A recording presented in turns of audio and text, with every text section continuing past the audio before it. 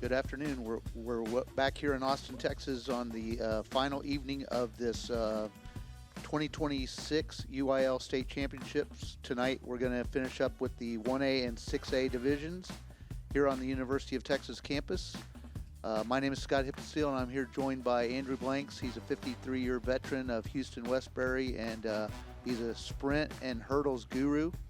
We're going to get real quick here because they roll fast at UT.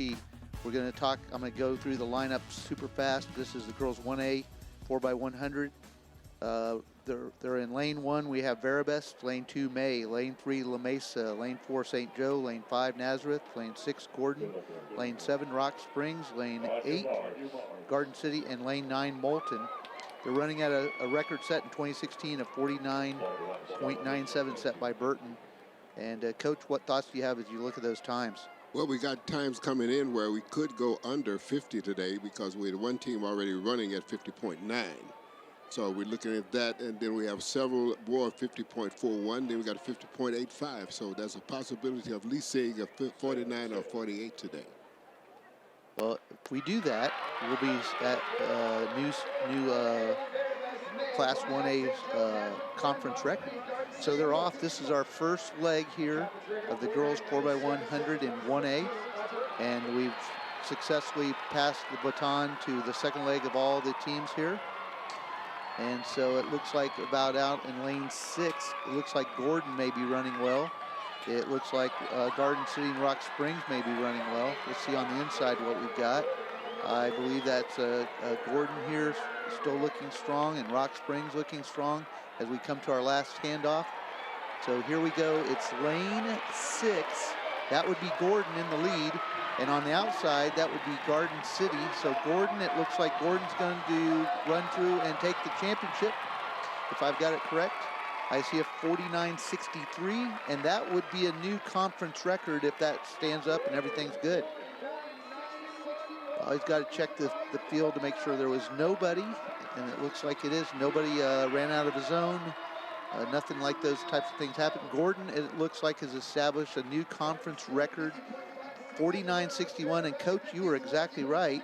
It just looked like the atmosphere was there, and I saw the confidence of the team. I saw those guys when they were sitting up a little bit, and it just looked like that was something there for the days to pull a 49 off. But congratulations to those young ladies. Congratulations to you. You hit it right on the head there. We do have ideal conditions for the third day in a row. We're right at 88 degrees to start the meet. We're partly cloudy. The humidity's in the mid 50 range, and we're looking at winds of about 12 miles per hour. So there's a look at our champion there from Gordon in lane 6 coming through the line on the replay. And Garden, the young ladies had very little problem with the exchange. It was pretty quick on at least the last 2 legs. Next up, the exchange was good, yes. Next up, we're going to run through the lineup. Boys 4x100 meter relay 1A. In lane 1, we have Gordon again. And they might be fired up to see their lady team there win just a moment ago. Lane 2, Leakey. Lane 3, Strawn. Lane 4, Richland Springs. Lane 5, Fanadale. Lane 6, Hamlin. Lane 7, La Mesa. Lane 8, Matador. And lane 9, Milford. What do you like here on the times, Coach? Well, right now we got a 42.99 coming in with Hamlin, and that's going to be followed by 43.03. And then we come back with Klondike with a 43.30. Yeah, which I still feel. Really close. Yeah, go ahead. I still feel like what I'm looking at is, I'm watching the guys get ready to get to the blocks. A lot of confidence there, so I still believe that we got a chance to go under 43, under 42. We might have a 41 high, at least 42 low. So we come in with the fastest time of 42.99, and they're running at a record set in 2023 by Paducah, who ran 42.80. So they would only have to shave off 0.2 of a second to run 42.79 and take the record away from Paducah's 2023 team. So again, they're on Hamlin's in lane 1, Strawn, who's run 43.05s in 2, and Klondike's in lane 7. They've run 43.30. So look out for lanes 2, 6, and 7. 2, 6, and 7 were your fastest times coming out of the regional meet. And I hear the name Hamlin. I remember a running back from Hamlin named Johnny Ham Jones. They used to have Johnny Ham Jones, Johnny Lamb Jones, all in the backfield for the University of Texas. And didn't we have a Jam Jones? Jam Jones, So correct. we had Jam, Lamb, and Ham. Ham. Mm-hmm. Yep. One of them was from Lampasas, correct? Right. Yes. And one ran on the 76 Olympic team on the 4x100. Right, absolutely. Yes. That was back in Montreal. All right, they're off. This is the boys 4x100. This is 1A. And again, keep your eyes on lanes 2, 6, and 7. I see Klondike here with a good handoff. That's in lane, Klondike is in lane 7, and they're running really well. Outside of them, Matador looks good. We've got on their inside, we've got Fanadale, Richland Springs all looking good. Real strong leg here from Strawn, I believe, in lane 3. And as they come off the turn, it looks like it could be Strawn in lane 3 with the lead. And Hamlin, Strawn and Hamlin as they come, and I see a runner in the middle here pulling up on them. Strawn and Hamlin, and it's going to be close. 43:39. That does not eclipse the conference record, but it's still a fast 1A school time. Great exchanges on these guys. Yes. They were really rolling because the first legs set everybody up. The 3 teams got out front real quick. So we saw Strawn win the championship with a 43:38, followed by Hamlin 43:43, and Richland Springs takes the bronze with 43:57. They're already lining up the girls, so I'm going to run through the lineup here. The 6A girls, 4x100, the team from Lancaster last year, they ran the state, they ran the conference, and they ran the national record by running 43:91. So that is just a time that competes with many high school boys teams that are outstanding. We've got Mansfield, Lake Ridge in 1, Duncanville in 2, Dickinson in 3, Lancaster in 4, Capel in 5, Laredo United in 6, Shadow Creek 7, Cibolo Steel in 8, and Dallas Skyline is in 9. Coach, what do you like about these? Well, we have Lancaster coming in with a 44:05. I haven't seen them really have a lot of competition through the year, although they've run successfully. Then we come back with a 44:7. We have another 45:34 here. Yeah. And knowing Lancaster like I do, as a matter of fact, I saw the Lancaster coach this morning as I was getting off the elevator, and he looked pretty confident. So I think that we might have another time under 44. I believe they could run 43 today, Coach. Well, if they go under 43:91, they will set the national record once again, which they set last year by running 43:91. That was, again, the conference 6A. That was the state record, and that is the national record. So they are 14/100ths of seconds away from that with the regional time. And as we've seen out here, the times are fast on this track. Conditions are ideal. This is the last high school UIL tracks meet of the entire season. We won't see one again until next early February. There'll be a few meets here and there. By mid-February, late February, it starts to really crank up. But, you're a good 8-9 months away from track again in the state of Texas that's UIL sanctioned. Over the years, Lancaster is one of the groups that have changed conferences. Okay. In many ways, they Right. through all 3 of them, 4A, 5A, 3A, all the way to 6A. So that area of Dallas is really growing. Right. Okay. All right, so this is girls 6A, 4x100. The starter looks to be ready, and I can't see. It looks like the gun may be up. We're ready. We're all in our blocks. We're all set. And now he says gun is up, and we're off. This is the girls 4x100 in 6A, and this is Lancaster in lane 4. They're already out really well. Lancaster in 4. Good handoff. I see Capel running well. I see on the outside Shadow Creek and Cibolo Steel all running well. On the inside, we see Duncanville running well. And Lancaster hands off between their second and third first. And so they've got a lead now. Here comes Lancaster in those unique uniforms, and they are going to hand off first for their anchor leg, and she's crossed the mark there to go 100 meters. She's got quite a leg drive here. We're going really quick, 42, 43, 44:03. So just literally 12/100ths of a second off their national record, but nonetheless, they are the conference 6A state champions with a fantastic, they're now showing 43:99. So even closer. They're 1/100ths of a second from their existing national record with that time. Duncanville runs a 45:11, and Shadow Creek runs 45:34. What do you see, Coach? That's also a team that you could never count out would be Duncanville along with Alvin Shadow Creek. But yeah, having seen several times with Lancaster through the year, I've seen them run 43 several times. So I felt like, here at the state meet, they had an opportunity to do that. Well, that was impressive. I mean, that's got to probably be the second fastest time ever run, I would guess. In fact, I'm pretty certain if I had to bet on it, I would bet that's the second fastest time ever run in U.S. history in high school, right there that we just saw. So, and as you spoke earlier, Coach, they collegiately, they would be competing. They would score points at almost any conference meet, bar none. I'm talking any conference meet. I'm sure they would be scoring points. All right, here we go, boys. 4x1, 6A. I'm going to go through the lineup quickly. We've got in lane 1, Northside Brennan, lane 2, Cypress Falls, lane 3, Mansfield, lane 4, Northwest Nelson, lane 5, Katy Tompkins, 6, Lake Travis, 7, Cypress Springs, lane 8, Conroe Grand, and lane 9, the Woodlands. Coach, what do you like on these? So we're looking at Cy Springs coming with this 39.97. Ooh, wow. That's followed by a 40.16, followed by a 40.07, followed by a point. You know what? Everybody here, it's only one team that's over 40.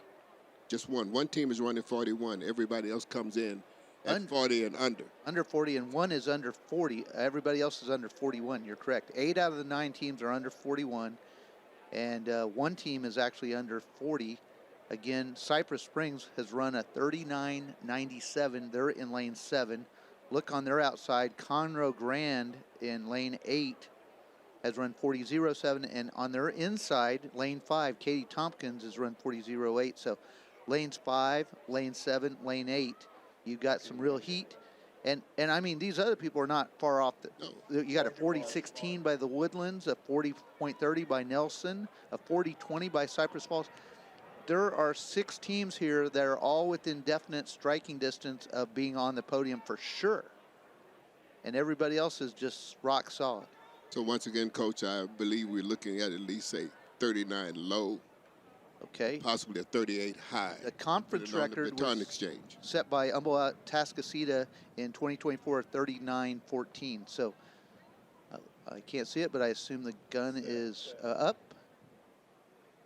And we're off. This is the boys 4x100 6A final, and we're looking at a time that is going to be right at 40 seconds flat. 10 seconds per man is your average 100. And let's see what we got. Again, we're looking at lanes 5, 7, and 8. And from here, we're all in it. Everybody's still in things. I see, let's see, 5, 7, and 8 as they come off. Let's see where they are. And we've got other guys running really well. And we had a guy go down. Okay, so right here, when it looks like in lane 5, that would be Katy Tompkins. Is that correct? Is that Tompkins that pulled it off? It's lane 5 that's Katy Tompkins. Let's see if that was Tompkins that pulled off the Vic. They are. They're the winners in 40.12. So, Coach, we didn't quite get under the 40 mark like you thought we might, but still very respectable, very fast. Cy Springs, 40.17. Grand Oaks, 40.20.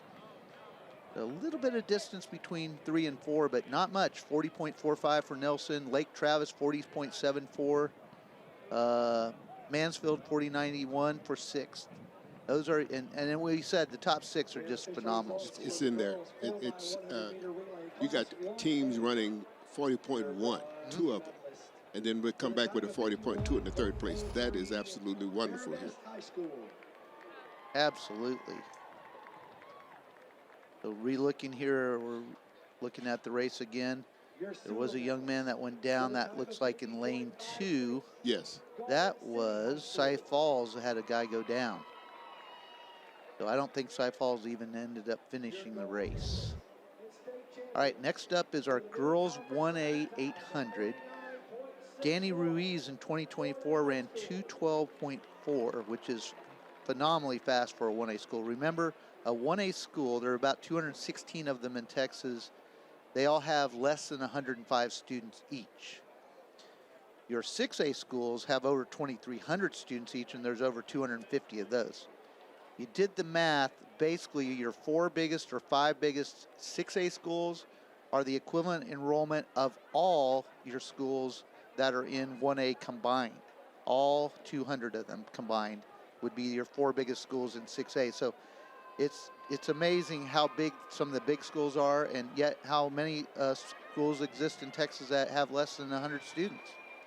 But you know, Coach, competition-wise, right, even those 1A schools are doing quite well. Oh, it's a beautiful. They're having it's a phenomenal thing to see that kind of competition coming out of 1A, considering the amount of kids they have to choose from. Oh, for the athletic programs.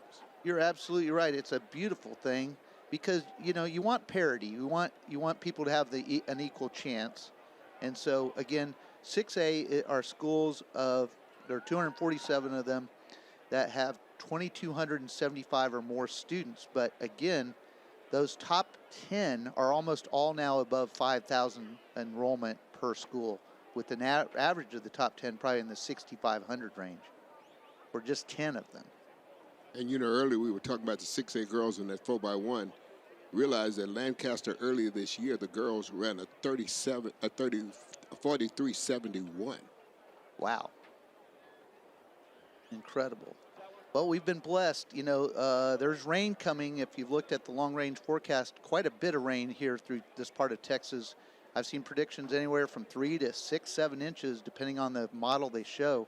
And that's in just the coming days that'll be happening. So we were lucky this year that didn't, our time that we're having the meet didn't run into the weather. And we've had really classic weather for high school track in Texas for mid-May.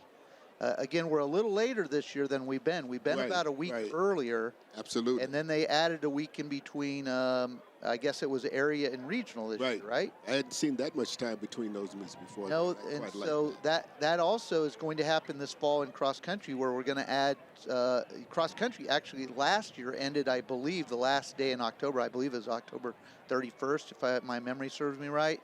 This year, I believe it's going to be at least a week to 10 days later. So both of the seasons are being moved forward a little bit by at least seven days or more. Sorry, so we got, we'll go ahead and go through this. These are our girls in the 1A 800 walking up right now.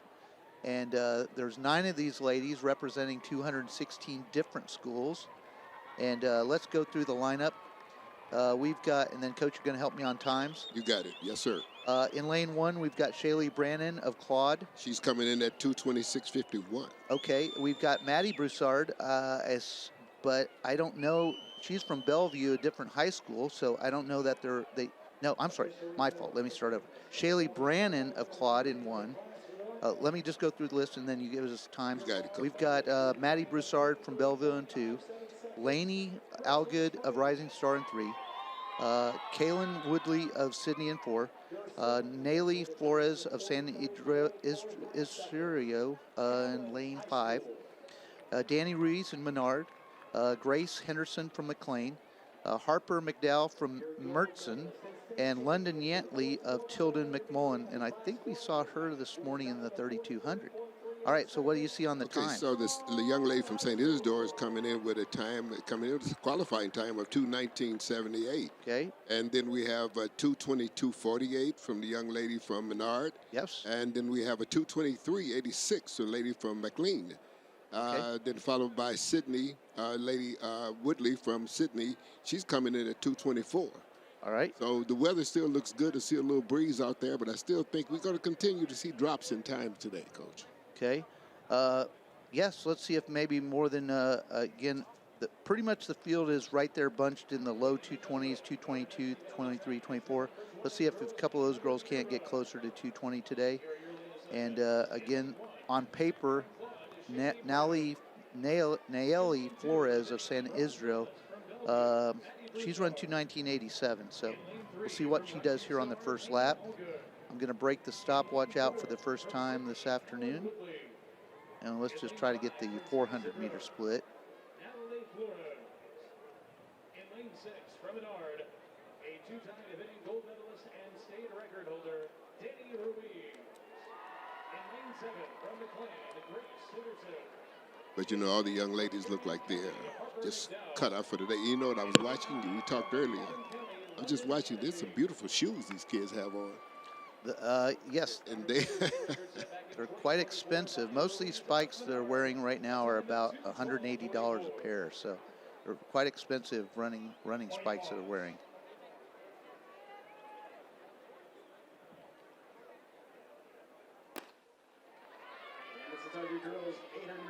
And they're off. This is the girls' 800 meters for 1A.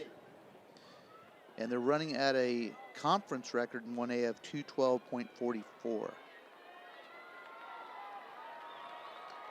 So our ladies are making their way towards down the backstretch for the first time. And working their way towards the 200. Our leader is right now at about 30 seconds. So it was a very quick first 200 for these ladies.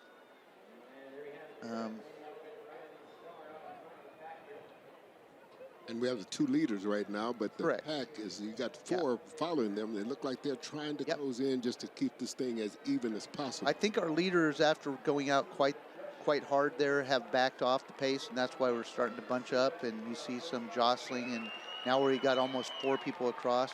Here comes our lady number 1, wearing the number 1. Shaylee Brandon Applaud is up in the lead here. We have Naomi Flores is up in the front as they came through. And let's see if they flash on the screen. We saw a 68.8 on the first lap. So actually, I don't believe they're going to be able to duplicate that. But if they do, you know, even if you run a 70, you run 2:18.8, and that would be better than anyone ran at the regional meet. So let's see if anybody can even break 70 on the second lap here. So what you're saying is possible that we still could see something better than 2:19. I'm saying I think it's going to be very difficult. I really think they went out so hard that first 200, and then they held on pretty well, 68.8.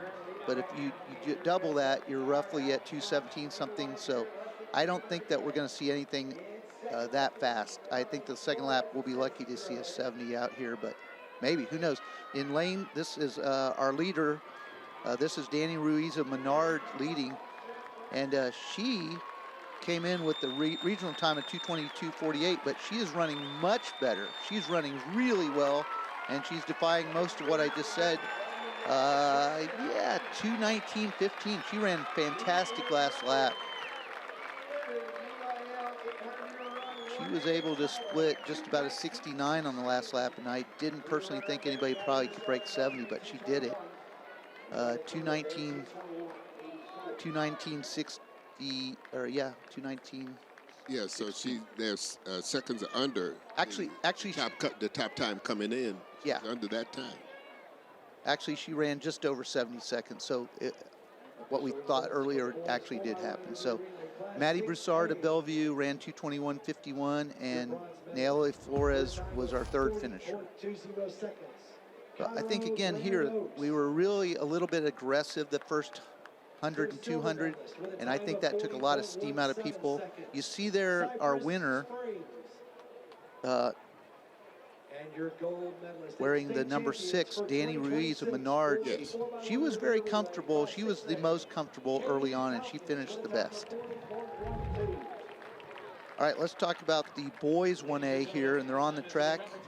And I see our Comstock runner, who I believe ran the 2 mile today and barely got edged out at the finish line, if I recall.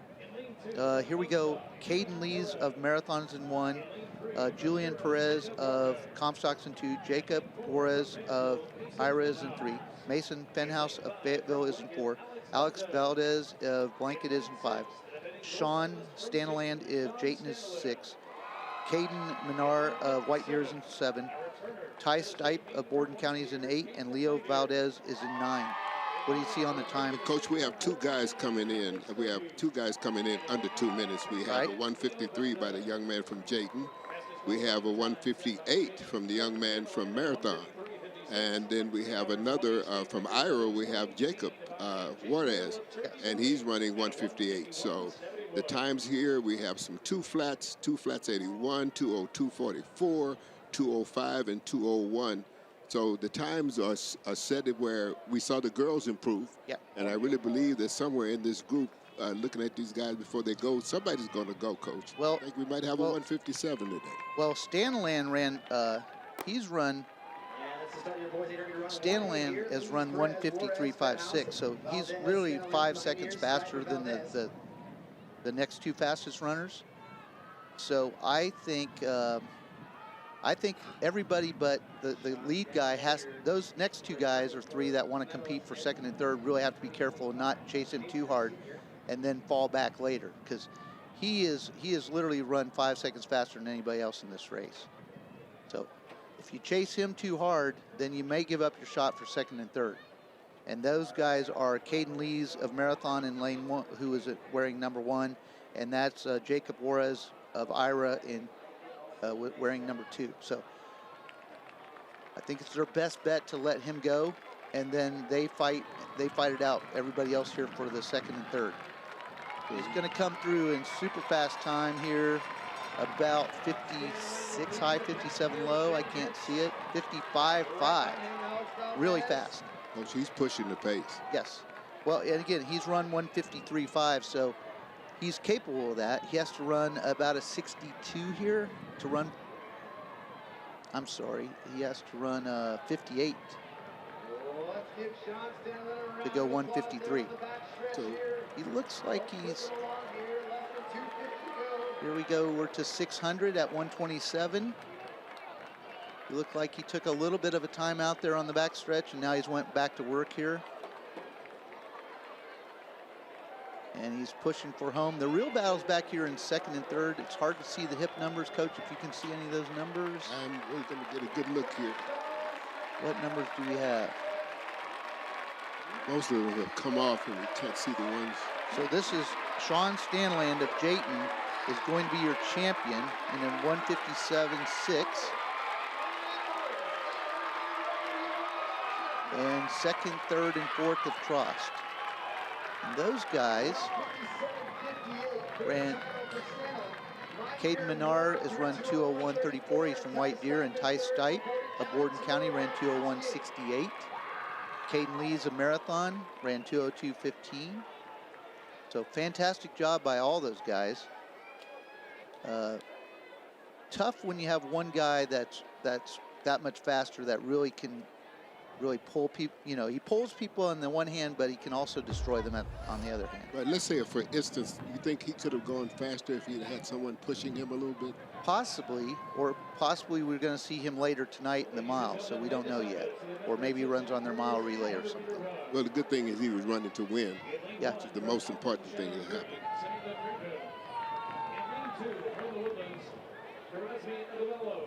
All right, next we're going to look at the girls' 800-meter run. And this is for 6A. Nicole Humphreys in 2024 ran a time of 2:06.24. I'm going to just run down the list really quick. Craven of Shadow Creeks in 1. Odell Lowo of Conrad in the Woodlands is in lane 2. Peck is from Prosper in 3. Baiza of Longview is 4. Lee of Taylor is in 5. Lopez from Stony Point's in 6. McElveen of South Lake Carroll's in 7. Pareda from Round Rock is in 8. And Alaclar of Louisville Flower Mound is in 9. So what we have is Coach A-Leaf Taylor, young lady, comes in at 2:09.08. Yes. And then we had another come in from South Lake Carroll coming in at 2:10.11. And then we have a 2:10.47. And we have a 2:13. Two 2:13s coming in. We also have a 2:12.22. So you have 10, so it's the competition is going to be fairly even here. It's going to be really close. You have a girl that's run 2:09 and then 3 that have run 2:10. So that is quite a bunch right there. And again, right behind it, 2:11, as you said, a couple 2:12s, and nobody's run slower than 2:13 that's in this field.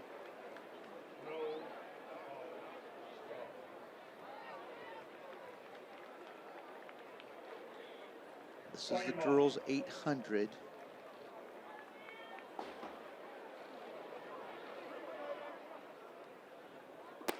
And they're off. This is the girls 800 and 6A. Every girl out here has run 2:13 or faster, with one girl at 2:09 and 3 girls who've run 2:10. And the lady down in lane 2 decided to go take the lead earlier. Generally, we have the outside kids who are pushing that pace, but this is like a good start for them. 12:43 here is Odilolo of the Woodlands has taken the lead. Right, sitting on her. Let's see, Coach, if we can see a hip number or a number on our girl in second as they come off the turn. I can't tell.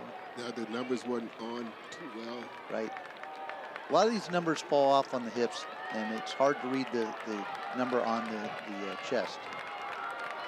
But here we come to a very fast first 400. Second runners from A-Leaf Taylor. That was extremely fast for high school for a girls 400. Under 60 seconds. And unless you see something that's just off the charts, I don't even think that can even become close to being duplicated. But our girl in second now has moved to the lead. She's the A-Leaf Taylor young. A-Leaf Taylor. This is McHale Lee, who's run 2:09. She's through the 600 and 133.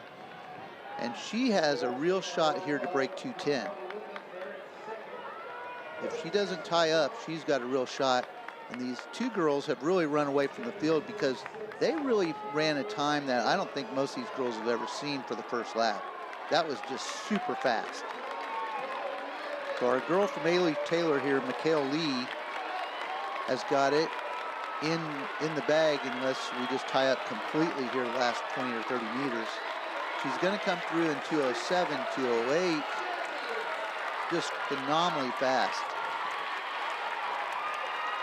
Ran about a 60 and a 68.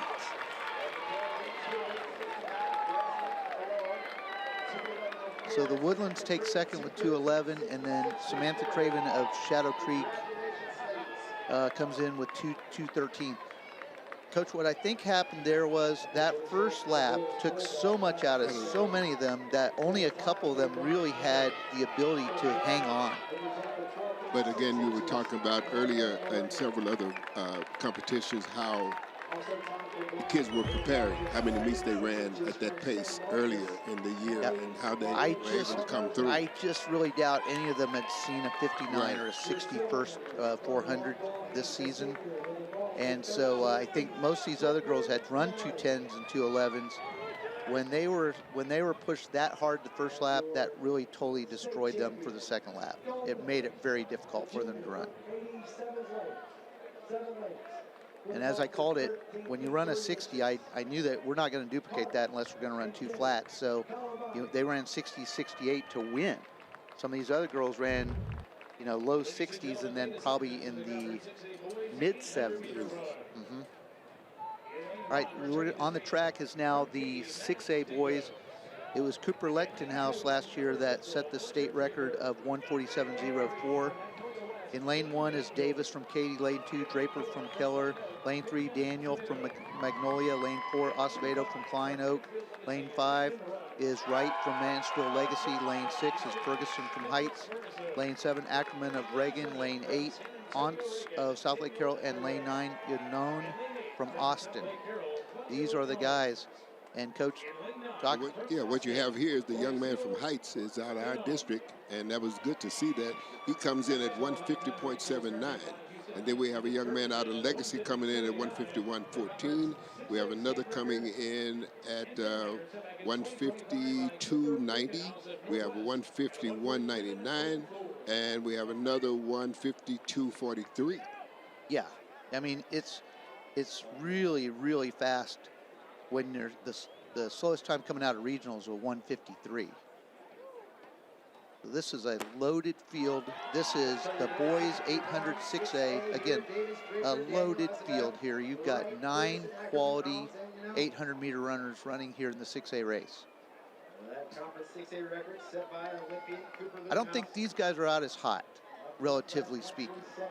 Because if you're talking 151, you're talking 55 fives, 56 lows for your first lap. And I don't think they're going out as high. They're still bunched up pretty well, which tells me that the pace is not extreme. Coming in, you see two of them at 151. We got several guys at 153, two at 152, and then a 150 even, 150.90. Yeah, so a very gentle first 400 here, which means here, this group is going to negative split. They're going to do the opposite. The last group, they went fast and then slow. This group's going to go slow, relative term, slow, and then fast. We're going to see a fast. He ran 57.81 and 57.99, and so we're going to see something really fast here on the second lap. The young man from Heights now. I think we're going to see something around 53 flat on the second lap for the guy that wins, which brings you right around 151. So here we go. We've got about 150 meters left, and the race is full on. And because of that slower first lap, we have a kicker's race. We still really have 9 kids still running extremely well. We have one young man here who's gapped the field, and he's wearing the number 6. He's the young man out of Heights, Houston yes. Heights. And he has won the race in 152.93. That is Nicholas Ferguson, 152.91.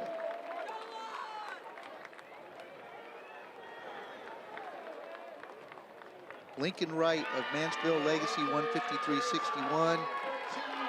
And then let's see who ends up third. Sam Ackerman, 153.67 of San Antonio Reagan. That slower pace allowed them to run extremely fast for that last 150 meters of the race. That slower first 400. Right.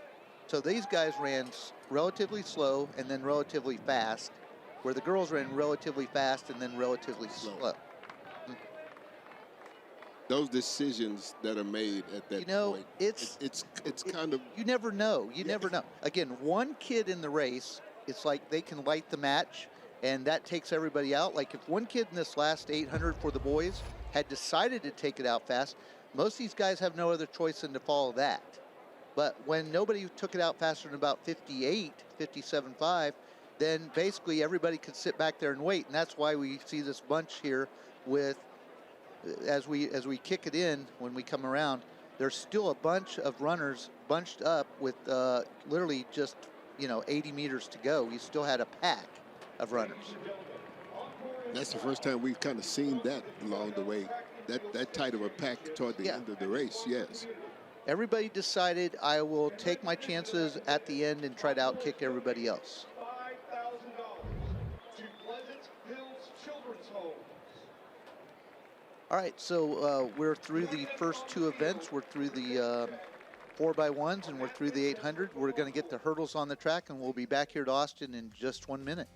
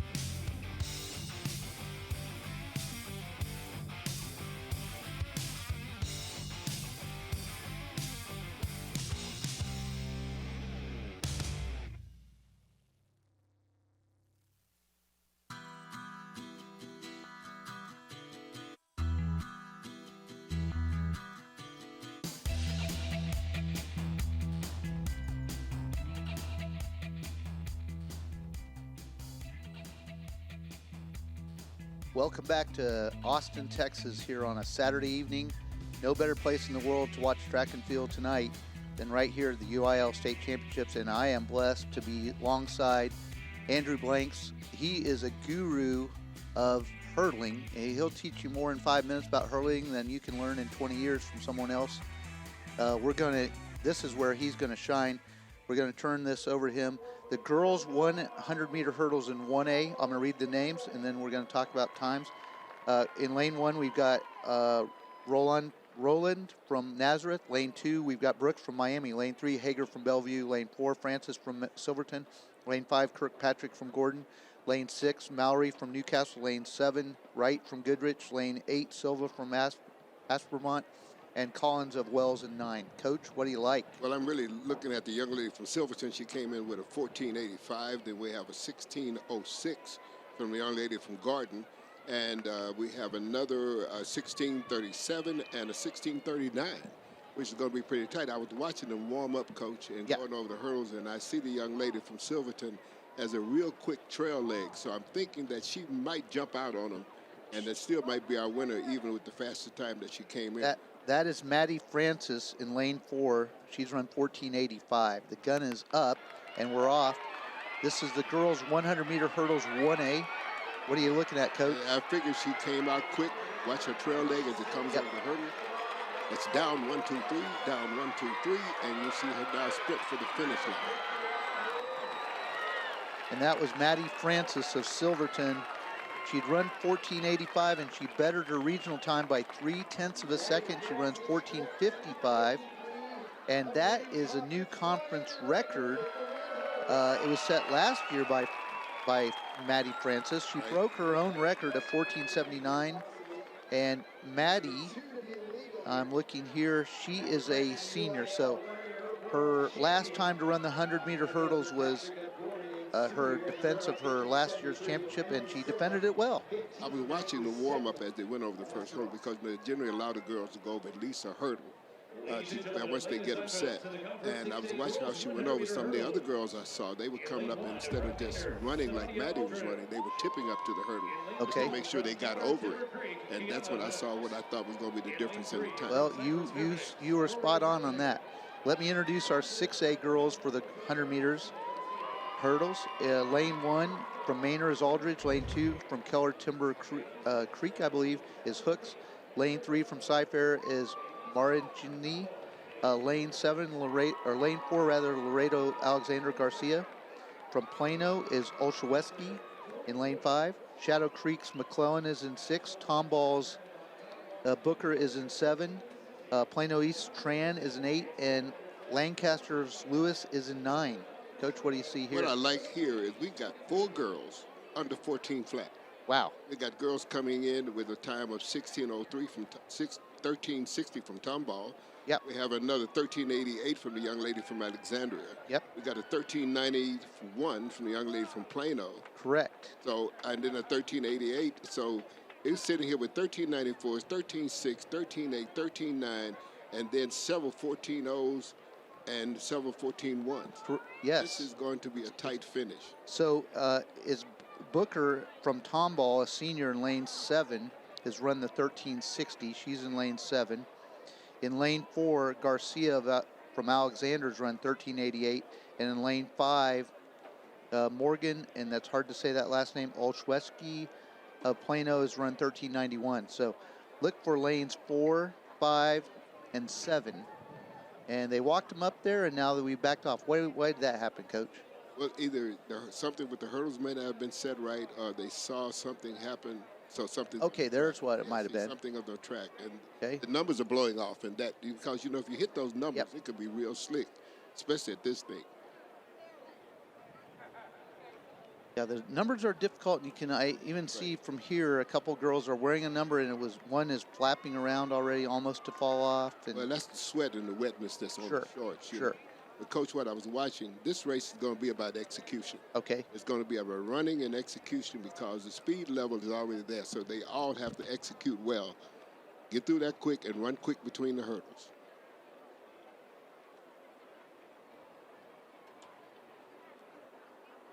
This is the girls' This is the girls' 100-meter hurdles 6A, and it was Booker to the first hurdle first, and I believe she's still first, but it's tight.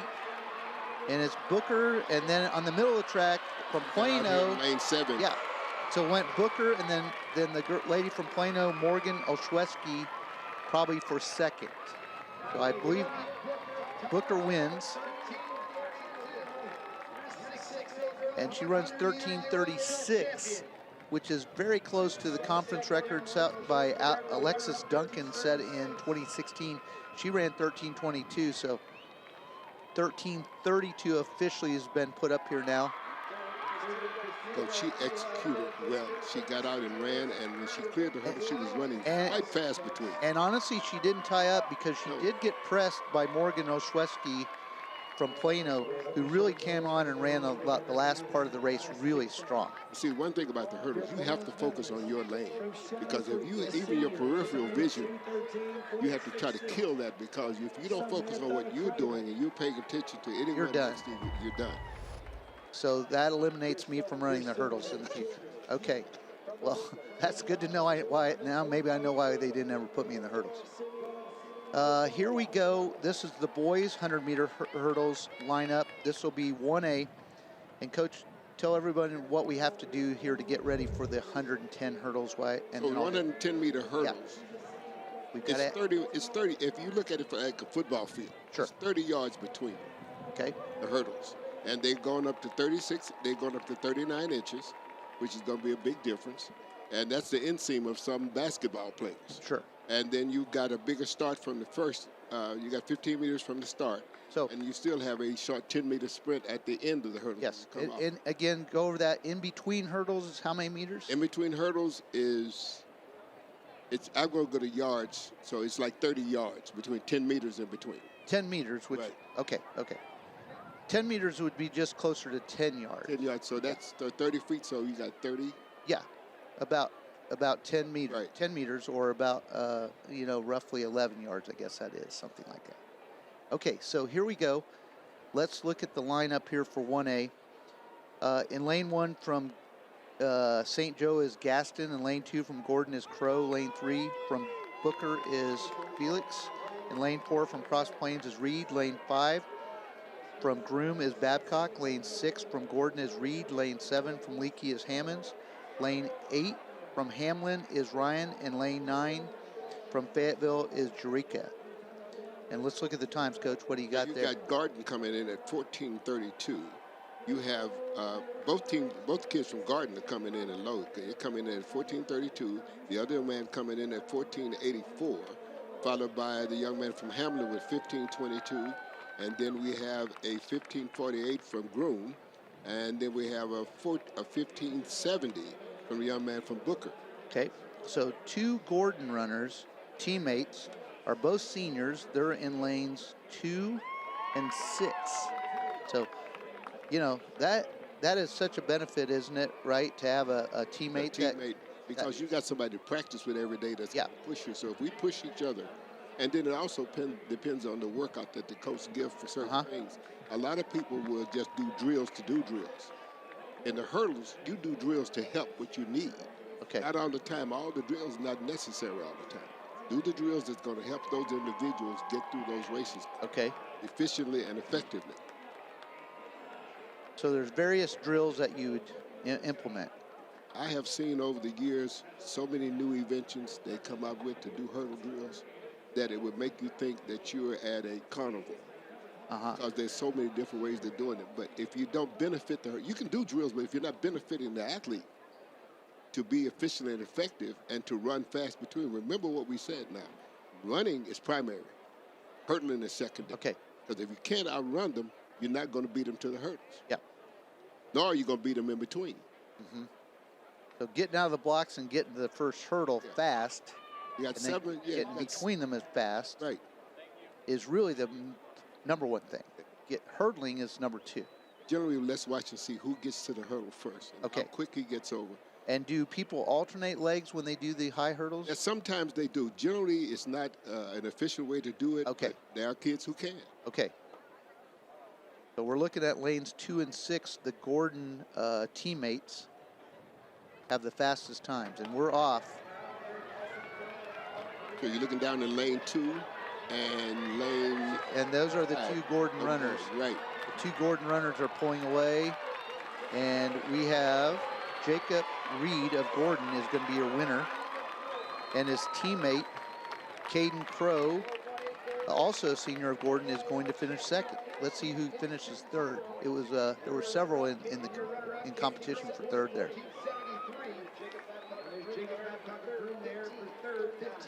So Striker Reed, 14:20, just misses the conference record set in 2025 by himself. Striker was the defending champion. He ran 14:05 last year, so about 1,500 seconds slower this year, but still two-time defending champion at least. I don't know what happened the year before that.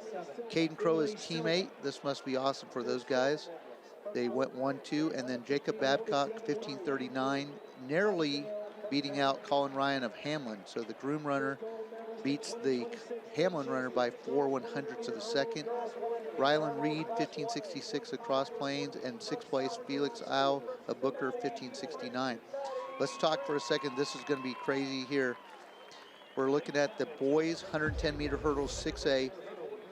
The conference record in 6A is 13:34 by Dennis Brantley. Let me introduce the lineup real quick, and then you get to talk about a guy named Andrew Jones for a second, Coach. Okay, so here we go. Lane 1, Mansfield Lake Ridge Foster is in lane 1. Euless Trinity's Davis is in 2. Bridgeland's Harden is in 3. Katie's Key is in 4. Klein Collins' Jones is in 5. Alexander's Carson is in 6. Richardson's Berkner's Key is in 7. Katie Seven Lakes is in 8. That's Drake. And then Beauty Johnson's Plummer is in 9. Coach, talk about Andrew Jones of Klein Collins. Andrew Jones is the epitome of hurdling in high school and even on the college level at this time. Yes. He's so efficient and so effective with what he's doing, and his speed is phenomenal. He does not back off anything from the blocks through the hurdles, complete those 10 hurdles. He has an efficient effort across them. What I want people to watch how quick his hips get across the hurdle. Don't just watch his legs. Watch where his hips are when they come across. We're looking at lane 5. He's in the middle of your screen. He's pointing actually at the finish line. This is Andrew Jones of Klein Collins, and the national record is 13.20, which he is capable of coming really, or at least scaring it. He's run 13:43 at regional. He's in the center of your screen. Andrew Jones of Klein Collins. And Coach, remember he went under 13 once this year. Hey, but not too far off. We've got guys at 13:60. That's Tyler Key of Richardson Berkner, and we've got a Bridgeland runner, and we're off. This is the 110-meter hurdle 6A, and Jones in the middle of your screen. But I mean, he's being pressed on two sides. Two sides, yes. He's really got to keep his form, and he's kept his form, and he narrowly wins that. But it looks, if that holds up, and the wind is allowable, he has broken the national record. He's run 13:04, and he really got pressed. He could not have let off the gas a bit, or he wouldn't have won that race. As I said earlier, it was going to be about perfection when he came to this. So I've got 13:01, and we've got a national record of 13:20. If that holds, he has set the national record.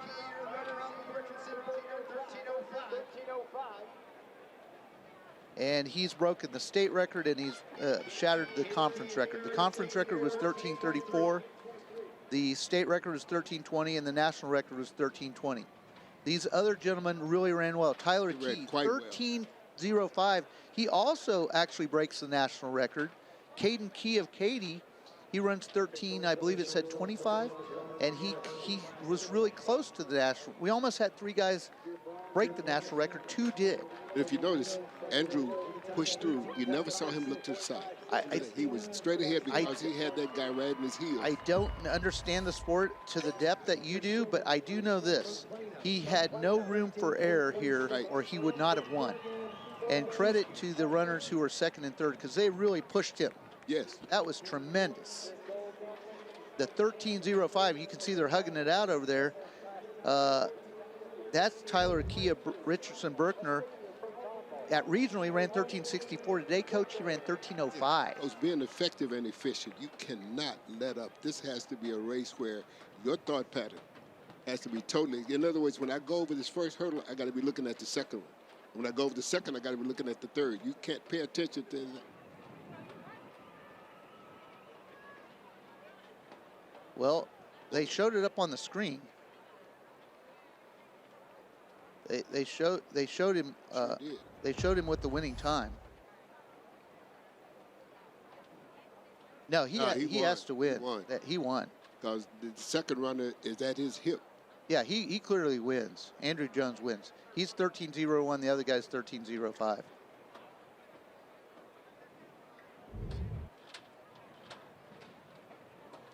Okay, Coach, what race is next? Coach, if you mind just for a second, as we clear the hurdles and get them off the track, I would be remiss if I didn't mention this. There's a young man named Roy Hughes, who was the defending champion in 4A boys 300-meter hurdles a year ago. Unfortunately, the young man passed away this year after football practice. He passed, but he would have come back as the defending champion in the 4A division in the 300-meter hurdles. So we wanted to make sure that we let his family know that we had not forgotten him, and in memory of that young man's accomplishment, he is the 3A state champion record holder, even though he's not with us anymore. So I want to say congratulations to the family, and we bless all of you, and again, the family of Roy Hughes of Dallas Lincoln. Thank you, Coach, for sharing that.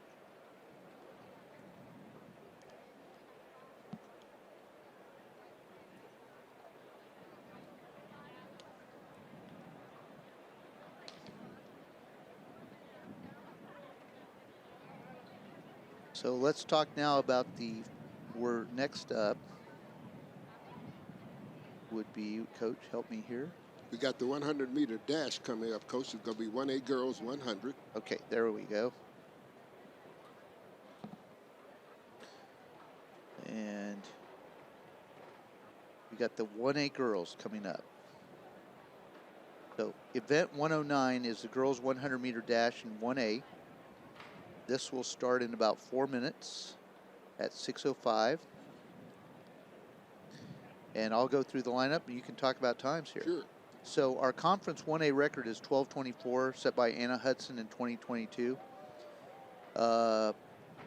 In lane 1, a sophomore from Rock Springs is Shipman. In lane 2, a senior from Withdrawal is Bates. In lane 3 from Coolidge, a freshman is Johnson. In lane 4 from Throckmorton is a senior, Youngblood.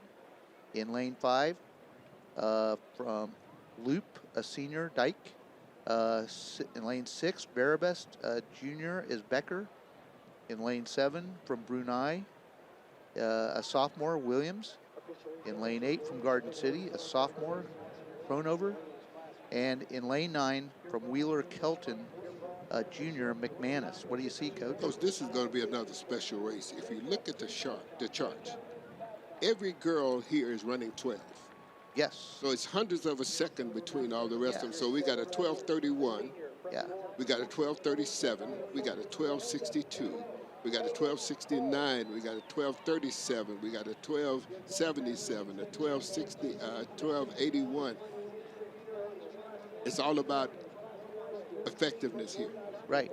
When they get out of the blocks, the persons and young ladies that's pushing through that first 30 to 40 meters and set up the time and set up the strength they're going to have at the end, we're going to see a fantastic race here. And this is going to be phenomenal. Just like our 6A race there we just saw, you must maintain your concentration all the way through. You've really got to stay focused. And you can't lose form either, Coach. No. You can't go side to side. You can't be swinging out or overlifting. Because remember, in these races, your arm predict what the legs are going to do. The faster the arms go, the faster the legs are going to go. Exactly. So we've got Cameron Dyke from Loop in lane 5, who's run 12:31. The conference 4A record is just 7/100ths of a second faster at 12:24. So, Coach, I think it might go down. I think it might fall. It could. It certainly could. What I've learned from the hurdles, though, man, you've got to stay focused the whole way. There's just no break. But you see, sometimes you got kids who will try to run like the other kid. Can't do that. Okay. Can't do that because if my legs are a little longer, I'm going to get to that hurdle at a certain step and pace. Right. And if it's shorter, you might be taking off sooner or later. You know, so it's the takeoff point. How far from the hurdles are they taking off? Yeah. How far on the other side of the hurdles? Generally, rule of thumb is the distance I take off should be the distance I land on the other side. Okay, that makes sense. Yeah, so it keeps that span even. And what it does, if you continue to improve, it cuts down the distance between them. So, you know, you're still running what we say 3 steps, but you're running a quick 3 steps. With this division of girls here in the 100, the hurdles that we just talked about, how far are they taking off before a hurdle approximately? 2 feet? No, it's at least 5. Oh. If I go foot to toe, yep. heel to toe, yep. you're taking off at least 5 to 6 feet, depending on your leg. Before the hurdle. Yes. So Andrew Jones was taking off how far? Andrew was taking off probably about 5 to 6 feet before he got there. Wow. And then he's touching down exactly the same distance. Distance across. Right. Okay. This is the girls' 100, 1A. And I believe the gun is up. And they're off. This is the girls' 1A, 100 meters, and we've got about 12 seconds to decide the champion. In the center of the track, that's Loop, but she's being pressed on the outside, and on the outside of her, that's Chloe Becker of Verabest, a junior who I think possibly won, but, you know, we're looking very quickly here. Cameron Dyke of Loop had the lead early and then got pushed on the outside and maybe passed. So it's Chloe Becker with the 12:20 to establish a new 1A record. She breaks the old record set by 12:24, set in 2022 by Anna Hudson. Cameron Dyke ran 12:32 of Loop. Catherine Youngblood ran 12:43 from Throckmorton. So Chloe Becker, Coach, what do you see? She started a little slower and then she just exploded past her, right? Her turnover. The turnover, that you remember stride length and stride frequency. Okay. Her turnover put her back in quickly.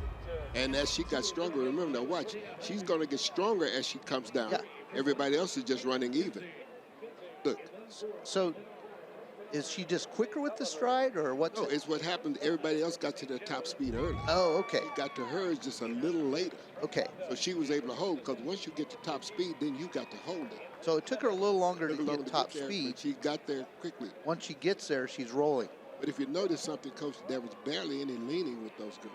Real quick, Coach. Basically ran through. Yes, sir. I'm going to go through the hundreds for the 1A boys now. In lane 1 from Shamrock, that's Whittington. Lane 2 from Hamlin, it's Hutchinson. In lane 3 from Blanket, it's Kensing. Lane 4 from Kennard, it's Halver. Lane 6 from St. Joe, it's Bird. Lane 7 from La Mesa is McGee. Lane 6 was McGee. Lane 7 from Gordon is Reed. Lane 8 from Garden City is Kalunga. And lane 9 is from Jonesboro, Gribble. So the young man from Garden is the only one that's under 11. Okay. According to the entry coming in, he ran 10:66. Then we have 11:03. Then we come back with 11:06. We have 11:12. We have 11:04, and we got 11:22. So the class of the field on paper at the regional was a senior from Gordon. That's Rye Reed in lane 7.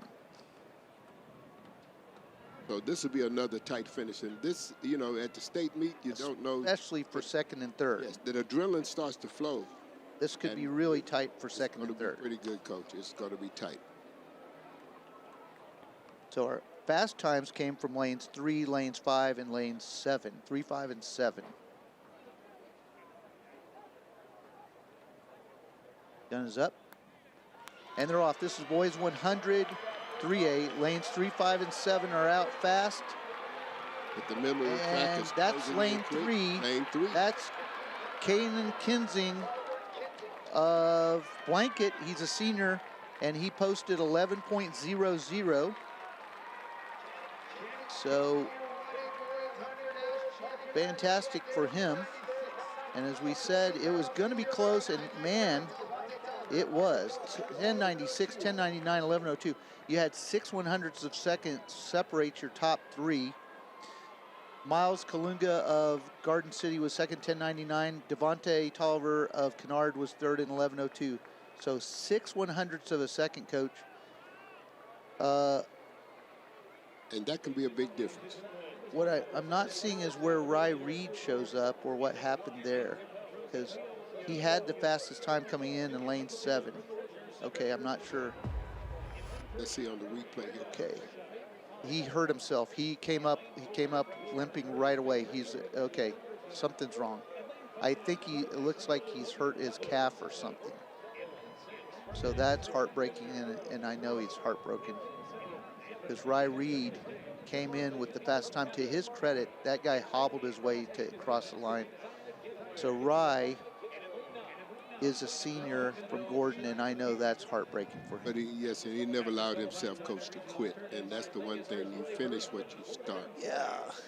I think it was said at the 1960 Rome Olympics, a runner who finished the marathon, he said, "They didn't bring me here to start the race. They brought me here to finish the race." And so, to that young man's credit, I have all the admiration for him and the way he was raised, that he still gave his best effort, and I know he's hurt. This group is the girls 106A. I'm going to read through these names really fast.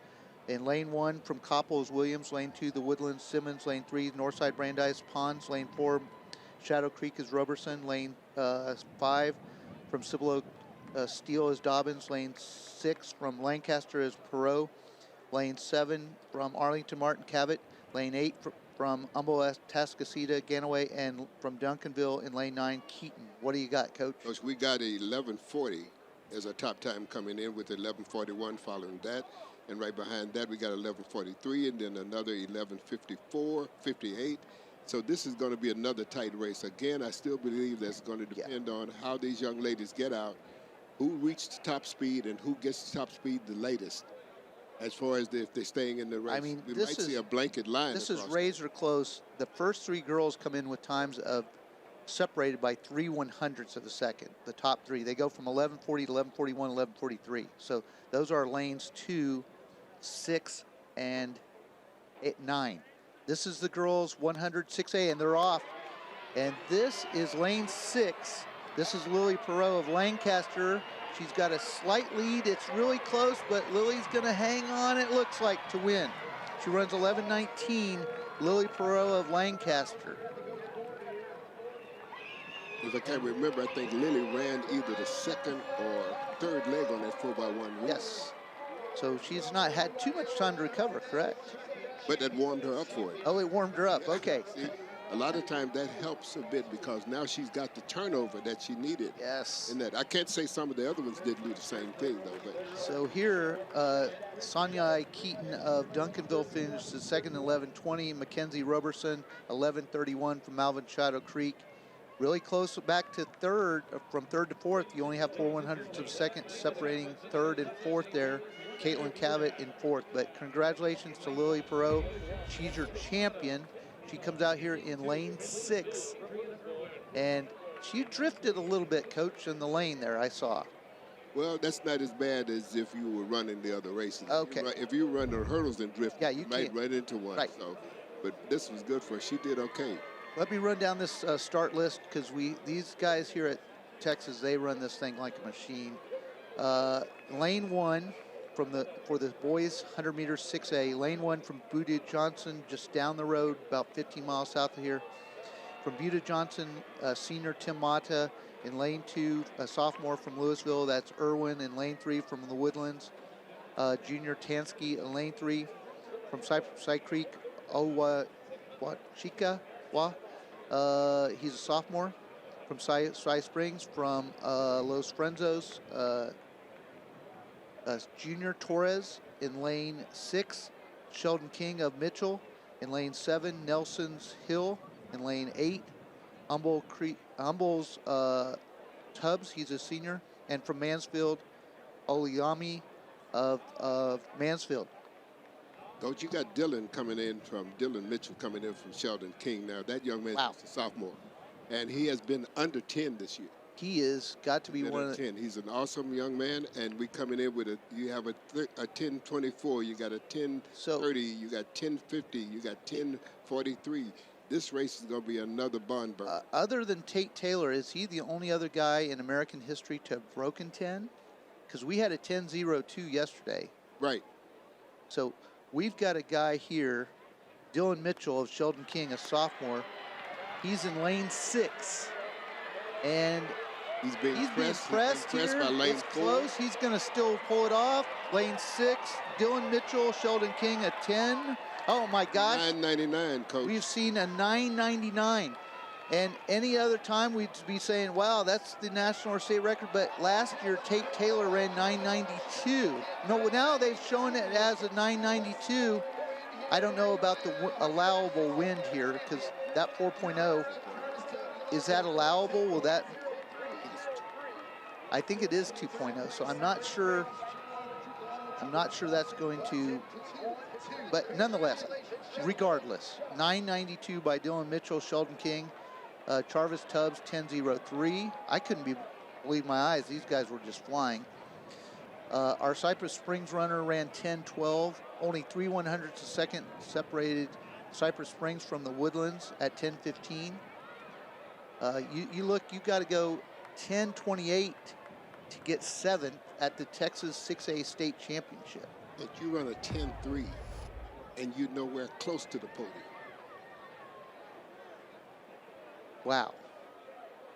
And if my eyes didn't deceive me there, he's just a fraction and still ran through the line at 9.92. But you see how, if when we look back, his arms and legs were moving, man, in dynamic fashion. Yes. So we're going to call this the race. This is what I say is subliminal. Because when you go to the movie and you look at the movie and you think, why do I need to go get popcorn? Well, that was a subliminal message that popped in that you didn't even see. Okay. So he was so quick. It's like it was a subliminal moment in there where you didn't know what was going to happen. This young man breaks 10 at the Texas State Championship. So this is what we now our next event will be in.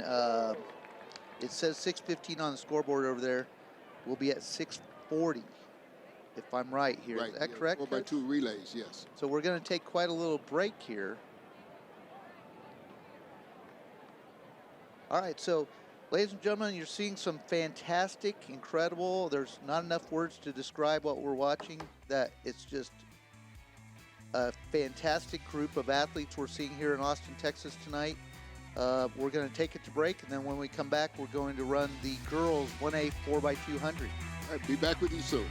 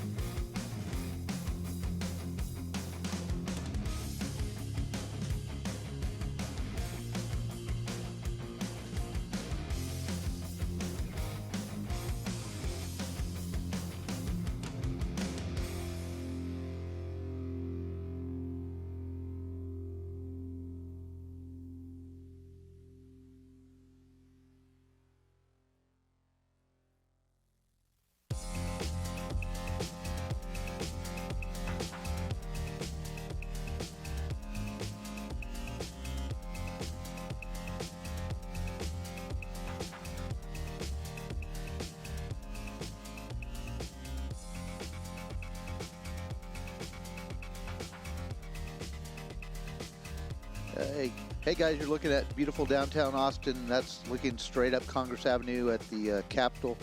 And we're on a great Saturday night here in Austin, Texas for track and field. This is the 1A and 6A state championships. I'm joined here. My name's Scott Hipstone. I'm joined by Andrew Blanks here. And we're about to run the girls 4x200 1A race. In lane 1, we've got Perrin Witt. Lane 2 is Clyde Eula. Lane 3 is La Mesa Klondike. Lane 4 is Nazareth. Lane 5 is Water Valley. Lane 6, Dodge City. Lane 7, Jonesboro. Lane 8, Gordon. And 9 is Rock Springs. They're running at a conference relay record of 1:46.08, set by Water Valley, who's in the race in 2025. So if they got everybody back, they should be good to go and got a shot at this. Coach, what do you see on the times over Coach, there? Water Valley is coming in with the top time of 1:46.87. Then that's followed by 1:47.25.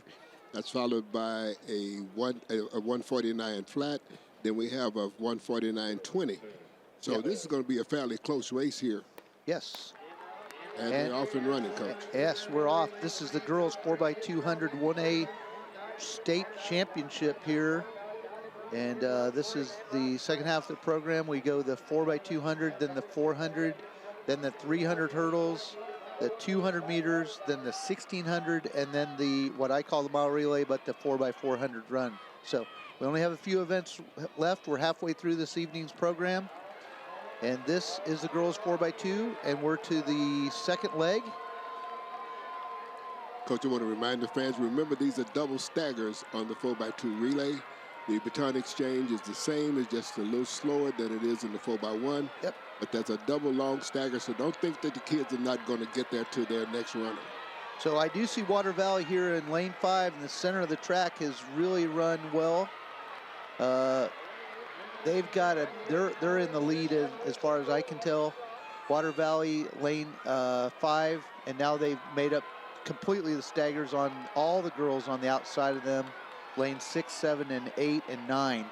So they're going to hand off first over here. This is Water Valley running at their own record of 1:46.08, and Water Valley is about to hand off to their anchor, and a little bit difficulty there with that pass, but nonetheless, it's been made, and they're off. On the outside of Water Valley out here, it looks like this is either Jonesboro or Gordon. I believe that is Gordon now. Out lane. Yeah, Gordon in lane 8. Water Valley in lane 5. Water Valley's going to bring it home, and then let's see, in the middle of the track, it looks like about lane 6, that might be Jonesboro. So 1:44.88 for Water Valley.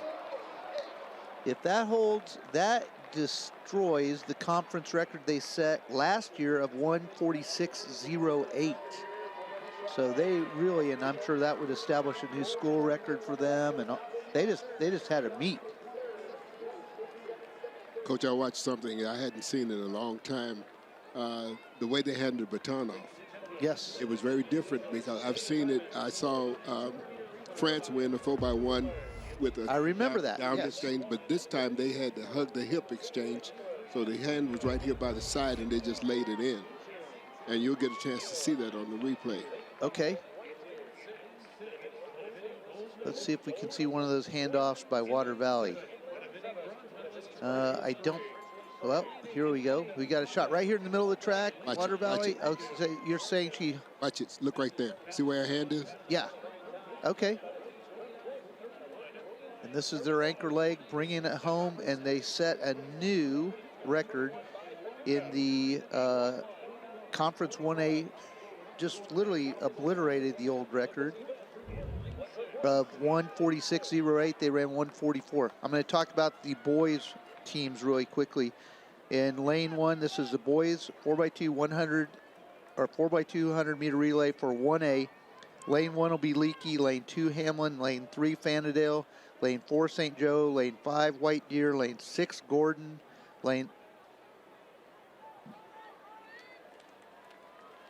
7 Richmond Springs, lane 8 La Mesa Klondike, and lane 9 Rankin.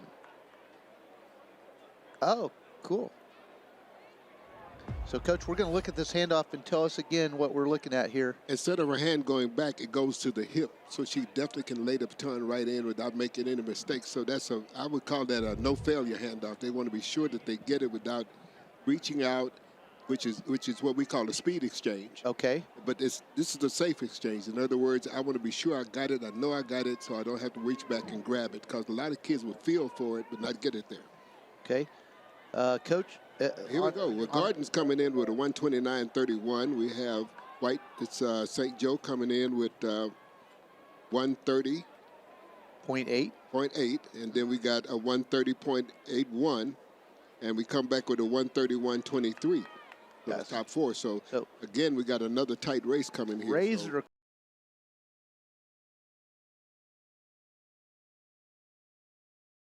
Who ran 130.80 in lane 4. So lane 6, lanes 4, lanes 2. And we're off. This is the boys 4x200 meter relay. This is the 1A division. And they're off. Look for lanes 2, 4, and 6, with the fastest time coming from Gordon in 6, 129.31. Because it looks like on the outside, the 4 outside lanes are running fairly even, with a little stretch for lane 8. I think this is Gordon, though, who has handed off first, and they're coming around in lane 6 here. Gordon's running well on their outside. Rankin's running well. Back behind again, lanes 2 and 3, St. Joe, Fanadale, all looking good. Here comes our second handoff. And, Coach, I think they used that same handoff one of those teams I just happened to see. So this is Gordon in lane 6, who's clearly made up on the stagger on lane 7, 8, and 9. It's, can anybody catch him on the inside? Well, we don't and have so on the inside, I believe this is St. Joe in lane 4, has really run well. Let's see how close they can get. And you've got the inside turn as you come around. And again, I believe Gordon is holding on, but as they come off the turn, we've got lane 2, Hamlin, lane 4, St. Joe. And on his outside, is this a Richland Springs really running really well with the shock here? That's who it looks like, Coach. Richland Springs, I believe, has pulled it off. They ran 130.29 to win. La Mesa Klondike 130.81. I just think they had a tremendous race, because based on regional times, they ran really well. Richland Springs 130.29. They came in with the 131.23, weren't one of the top 4 teams. And here they were, they're the winners. They had a strong ankle leg. That young man had a He lot really of, did. Yeah, just very strong.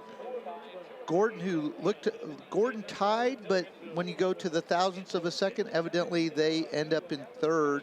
No, now we've switched it. We've switched it. That 130.81 gives them 2nd. What do you see here, Coach, as we rewind things?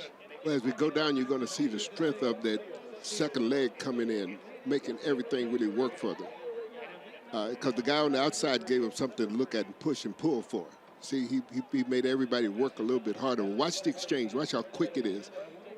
Gordon hasn't going, but at the same time, you got a kid here look like he might even be a quarter miler that's out on that outside the way he was running for Richland Springs. Yeah, Richland Springs, he brought it back. Fantastic job. Let me talk about the girls here that's going to run the 6A division of the 4x200.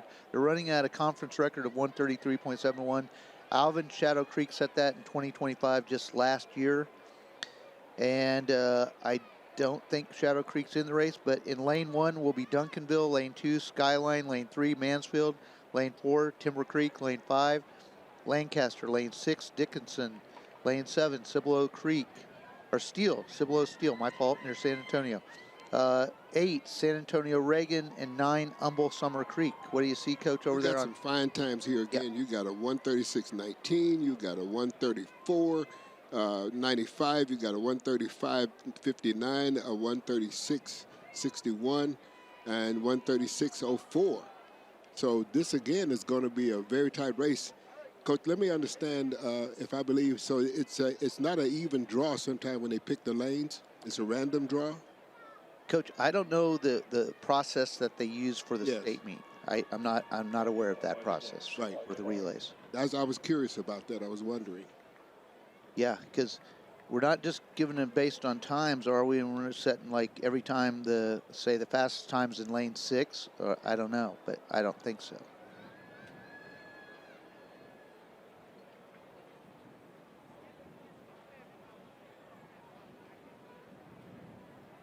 All right, this is the girls 4x200 6A. Gun is up. And they're off. Girls 4x200 6A relay. This is going to be fast. We're looking at times in the low 135s to high 134s. We got right in the middle of the track Timber Creek, Lancaster, and Dickinson, who've all run right about 135. 134. Yep. Lancaster, we've already seen them today just have a tremendous day. And here comes their second leg. I can see the second leg of Lancaster here running in on their outside. That's Dickinson. So Dickinson, Lancaster, way out here, Humble Summer Creek out in lane 9. And we're ready for the second handoff. We're halfway through the race. And that was a little shaky on this, but man, Lancaster is really running their third leg here.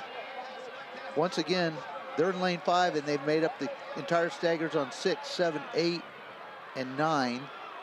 Let's see if anybody on the inside has any chance right now.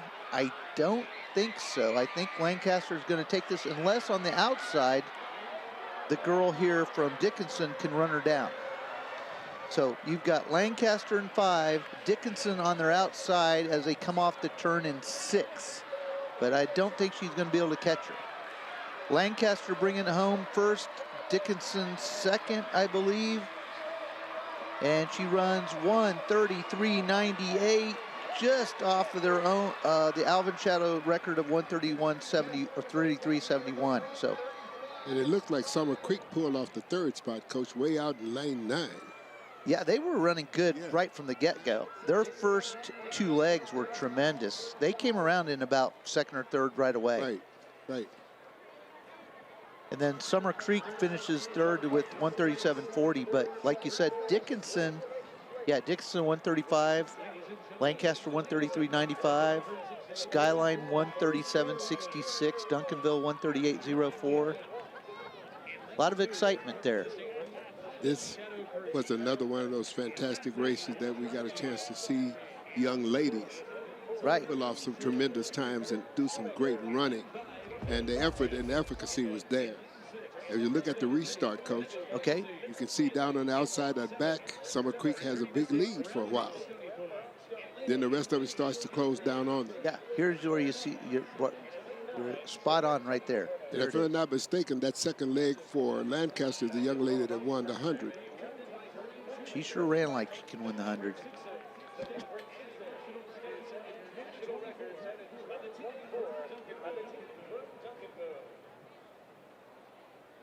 All right, I'm going to go over the boys' start list for the 4x200 for 6A. Duncanville in 2024 set the conference record, the state record, and the national record by running 1:22.25.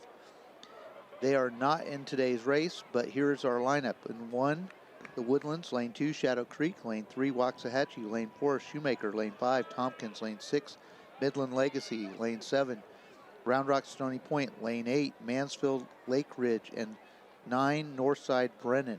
Coach, what do you see on the times? This is going to be something else. You got Shoemaker here with a 1:23.48. We have a 1:23.90.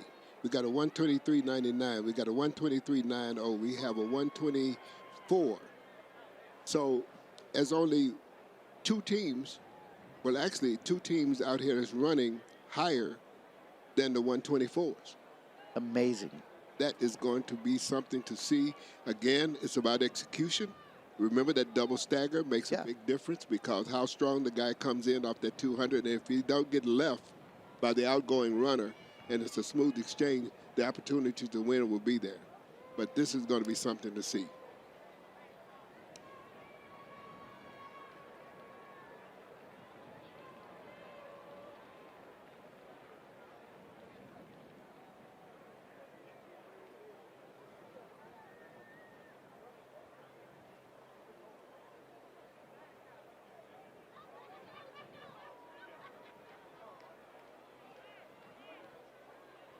There are several teams, Coach, that we see. The Woodlands is just, they're not just a distant program. They used to No. be strong distance-wise. They're But I mean, to see them still come back and Shadow Creek is in there, this is just unbelievable times. How teams, you can run a 125 and you're barely making it in. oh, absolutely. Absolutely.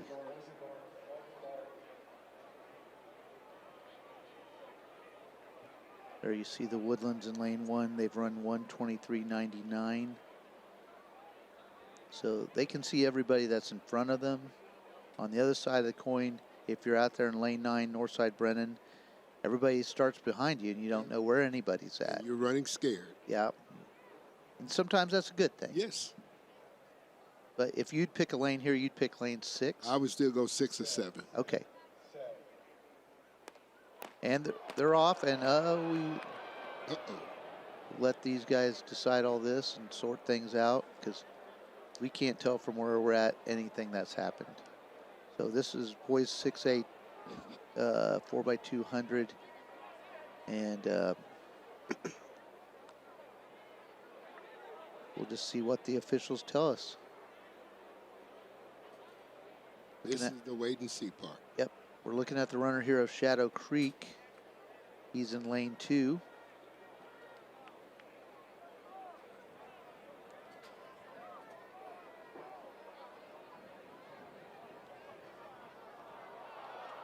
And by the crowd's response, I think something's happened. I don't like the sound of that. I can hear something in the crowd.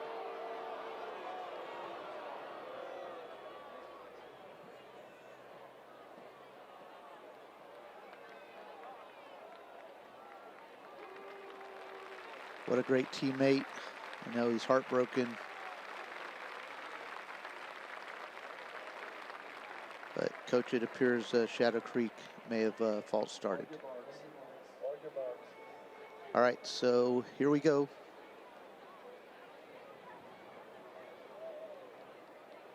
This is the boys 6A 4x200.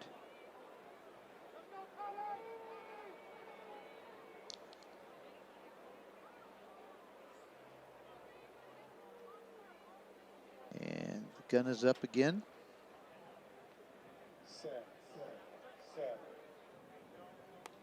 And we're off. This looks to be a clean start this time. This is our first leg running down the back stretch. Again, lanes 2, 3, and 4 had the fastest times, but they're pretty far back right now. But I like the way the Woodlands runner came out on his first leg. He has nobody to pull on now because that leg before him is gone. Yeah, that's an interesting thing to say. I hadn't thought of that. Yeah, he's got to focus on a guy even further up the line. Let's see if anybody's making up staggers here. Not many have been. It's not happening that much, Coach. It's close in some areas, but 5 made up on 6. Lane 5, that was Tompkins a little bit made it up on Midland Legacy. I believe now you've got 4 has made it up on 5, so Colleen Shoemaker's made it up on Tompkins. I think Colleen Shoemaker here may have the lead. They look to me to be in lane 4. Let's see if they hand off first. It looks like Shoemaker's going to hand off first. And if I've got it right, that's Shoemaker in 4. As they come off the turn, I don't think he's in 4. This is Colleen Shoemaker in the lead. And then on his outside, that would be Katie Tompkins in 2nd. And then on the outside of that, Midland Legacy, if we got it right. So it looks like Tompkins, Legacy, Shoemaker. There it is, Colleen Shoemaker, 1:23.19. Really outstanding time by those guys. Shoemaker came out of lane 4. Tompkins 1:24.07 is 2nd. And then Stony Point ran an outstanding race, 1:24.38 to claim 3rd. 0.2 of a second ahead of 4th, Waxahachie ran 1:24.58. The Woodlands, who you said had a good start, ended up in 5th. Yeah, but right here you see on the replay where he has no one to pull on. at all, and that Yeah. makes it look like twice as far like he has to run. Yep. But he had to maintain his focus. Right. And just like you saw with Shoemaker right there, you see an even exchange because they're not getting out quite as hard. The exchange is the same. So here's Shoemaker still fairly far back, but man, they made up ground, right? Yes, because they got the stick quick. Right, watch. right here they are. Yeah, on that Now anchor leg. you had the lead. They handed off in the lead for their anchor leg. And that's the same young man that anchored their 4x1. You see everyone there is well coached because they're all really running hard towards the line. Even though they're not winning, they know, hey, I got to go as hard as I can. Your opportunity on a relay, you never know what's going to happen. No, you don't. Anything, as we saw earlier, it started this race. All right, Coach, you're going to move on now, I believe. I'm going to give you the lineup for the girls 400. The conference record is 57-17, set in 2014 by Tiffany Williams. Here we go. Lane 1, a senior from Jayton is Redford. Lane 2 from Jonesboro, a junior Bryson. Lane 3, a junior from Crest, McLean. Lane 4, a senior from McLean is McLean rather, is Henderson. Lane 5 from Menard, a junior Ruiz. Lane 6 from San Isidro is a freshman, Flores. From St. Joe in lane 7 is O'Neill, a junior. And then 2 freshmen, a freshman from Sydney named Woodley and a freshman from Roby named Loomis. And we have 3 freshmen in this race, Coach. And what we have, Coach, is a time coming in at 1:00.67. We have 59:42 for our lead runner from Menard. And then we have a bunch of kids, well, not a bunch, but several of them that's running 1:01. Okay. It's a whole group of those. So I'm looking for possibly we could have at least a drop here to, I'm thinking at least a 58 might come out of this. Okay. 59:42 is the best coming out of regional, but if you say 58, I don't doubt it. It's a possibility. I want to give them a shot. Okay. So we've got a girl out here in lane 5 that's already made up the stagger on lane 6, and that's Ruiz has made up the stagger on the runner from San Isidro, Flores. So we're running well. The center of your track, that's Ruiz of Menard, I believe, in lane 5.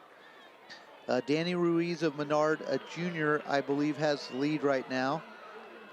And she's stretching it out. We're going to see when they come off the turn, but Danny Ruiz of Menard with the lead as they come off. Let's see who's on the inside here.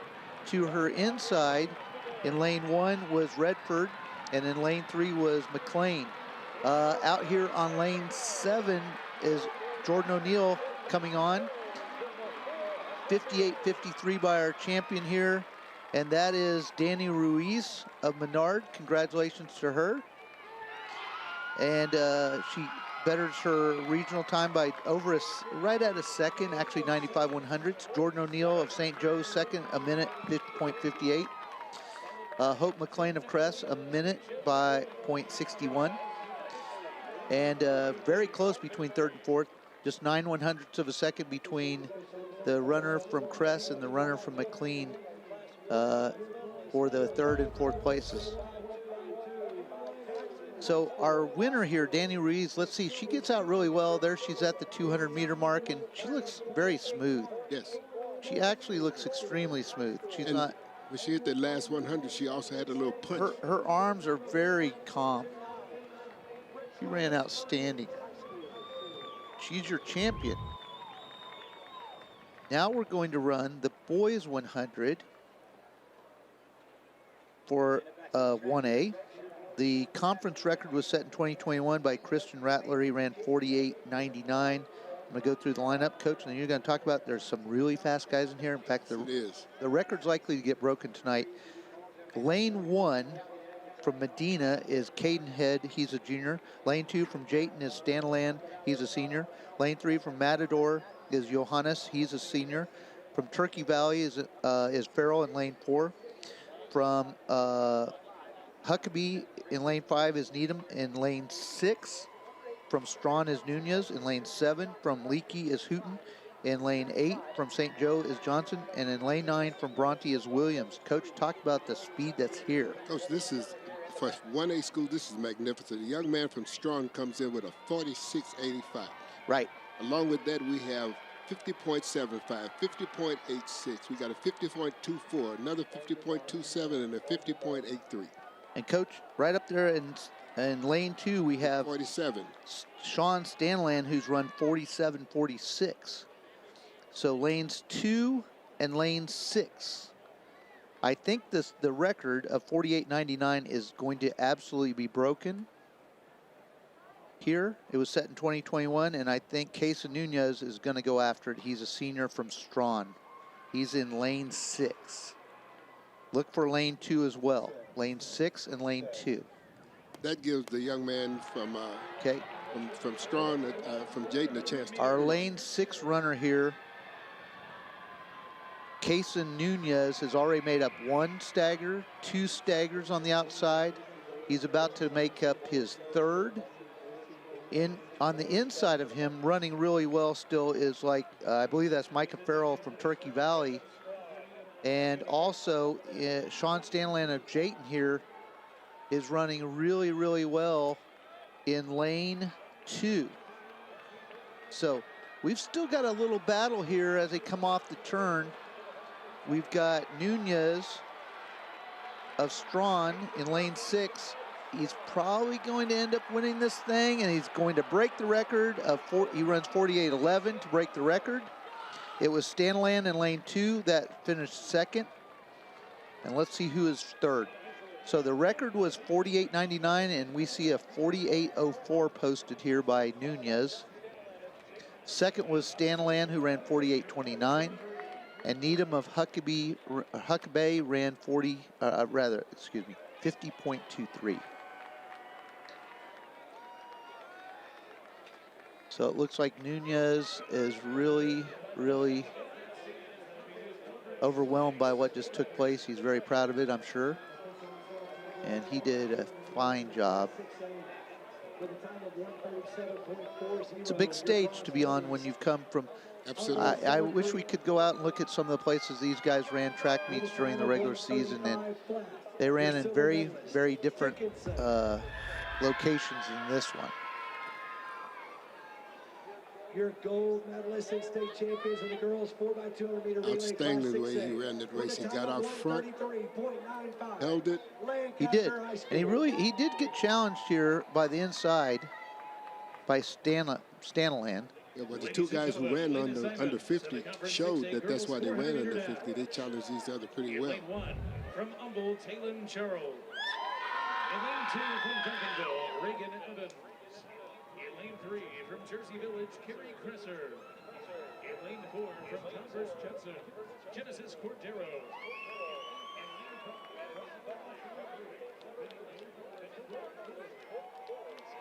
So it was Stanaland that won the 800 earlier, and he's had quite a night. He scored 18 points by himself. This is the girls' start list for the 400 meters for 6A. And let me get to that as soon as I can find it here. 6A, where are you at? Got to be on my next page. Okay, I found it. Thank you, Coach. This is in lane 1, we've got from Humble, we've got Charles. In lane 2 from Duncanville, Evans. Lane 3 from Jersey Village, Cresser. Lane 4 from Converse Judson, Cordero. From Humble Summer Creek, Lloyd is in lane 5. From Allen in lane 6 is Greer. And from Lancaster, once again, Latham is in 7. From Austin is Price in lane 8. And from Rock Hill, Thompson in lane 9. Coach, look at these times. The times are fantastic. They come in with a 51 from the young lady, Brooke Lloyd.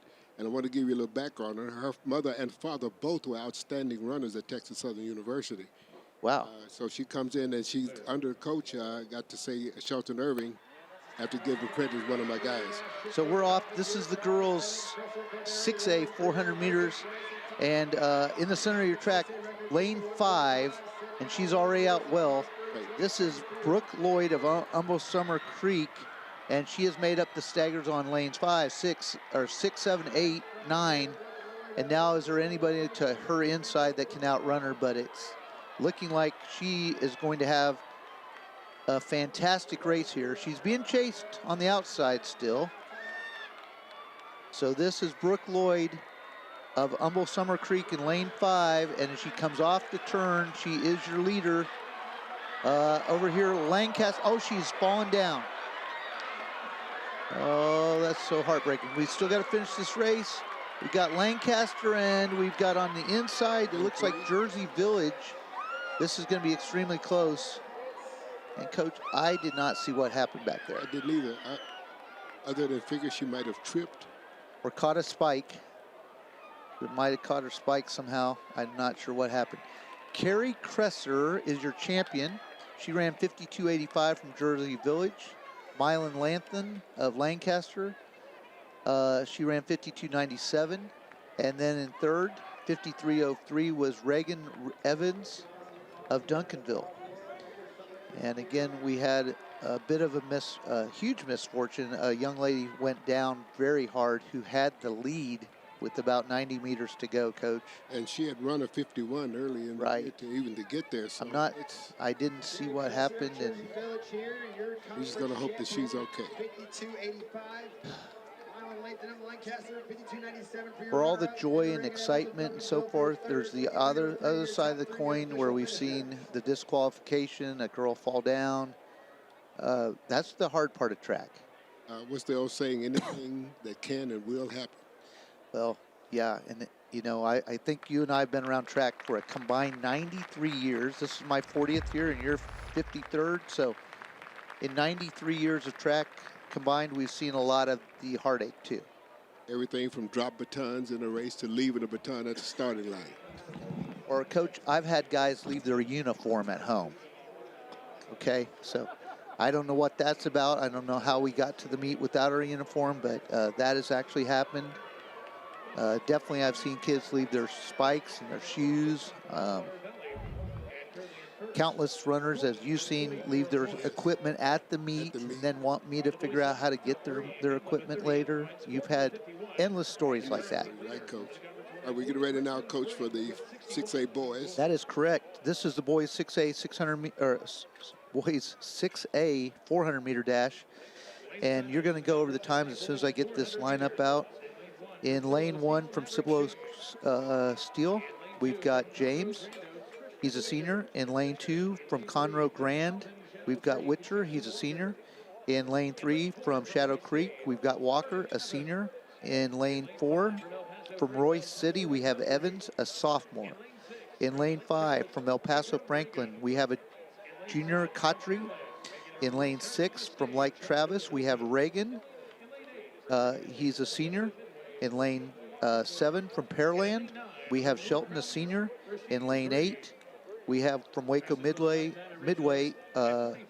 Washington, a junior. And in lane 9 from North Crowley, we have Green, a senior. But Coach, talk about the runner in lane 6 rather. The fire department needs to come out. We're talking about 45-21 from Pearland. We're talking about there we go. There it is. 45-82. And now we're talking about 46 even, and we're talking about 46. It's unfathomable some of the things that are happening with these kids. These kids are running, so we can look possibly for a low 45. Well, at least an average of a good 46. Your conference and state record of 45-24 set by Marlon Ramsey in 1994 is theoretically in jeopardy tonight because we've had Josh Shelton of Pearland run 45-21 at regional. Now he's on a faster track. He's at the state meet. He's in lane 7. So look out. We might be seeing a new conference and state record here set tonight on a record that was set 32 years ago in 1994. And there's nothing wrong with us sitting here watching history be made. If we're going to have it at any time, we're glad we're here to see the history if it is. We've been blessed to be out here to see this. Gun is up. This is the boys 400 6A final. Again, look for lanes 6 and 7. Lake Travis and Pearland, and also in lane 3, Jason Walker of Shadow Creek. So here we go. Way out there in 6 and 7. Here he goes. This is Josh Shelton. And Josh, I believe, is going to come off the turn. Josh Shelton of Pearland with the lead, but to his inside, this is Lake Travis. And we're going to have a battle here. This is really going to be fast. This is Josh Shelton. Is he going to break the record? Let's see what officially comes up here. It says 45.86. So it doesn't break the record, but does win the state championship. Congratulations. He is a senior from Pearland, Josh Shelton, 45.86. Abram Reagan ran a tremendous race to get second in 46.23. He is a senior. And Maverick James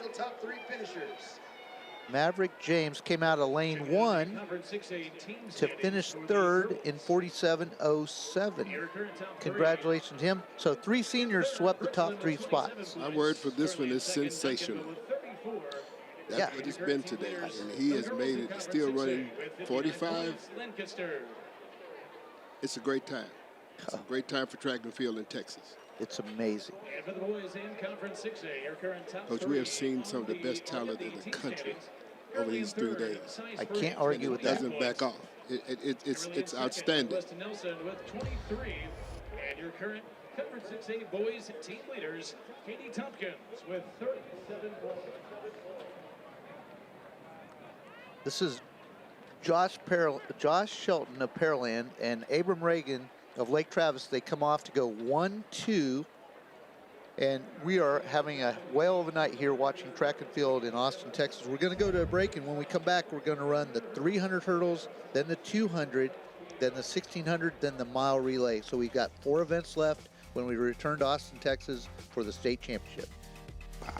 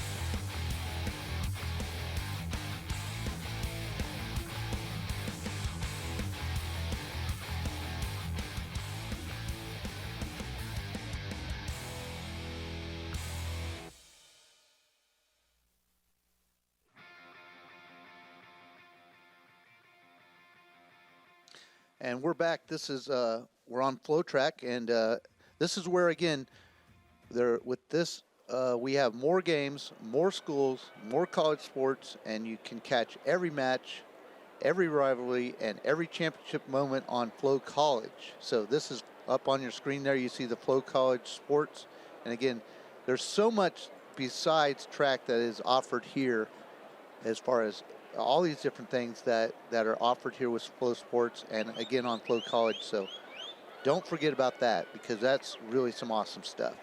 All right, Coach, we are back. This is Coach Blanks I'm with and joined here, and this is the girls 300-meter hurdles.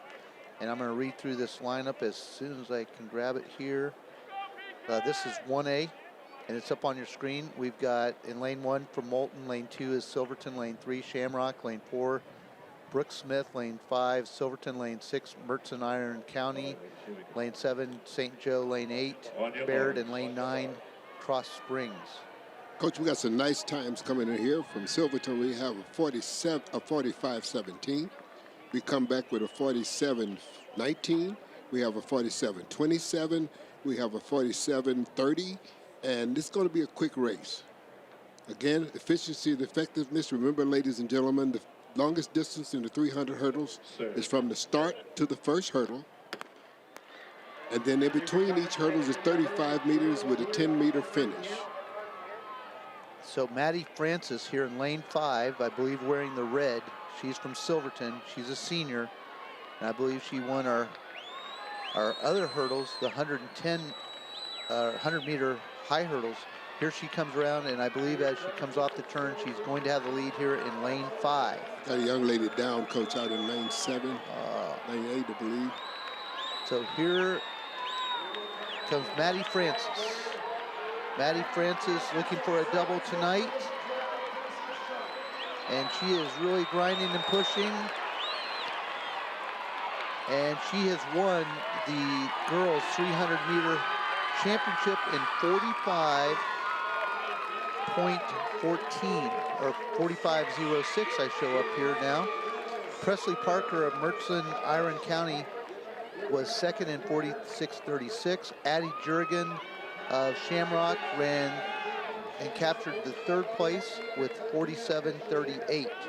So those are your gold, silver, and bronze medalists here tonight in the girls 300-meter hurdles. So that was an exciting race with this young lady. She bettered her time and defended. Let's see if she gets to the first hurdle first. And she does. She did. And smoothly. And I'm trying to see, is she leading with her left leg each time here, Coach? That's what each time it looks like that's what she's doing. Okay. Which made it effective for her. Okay.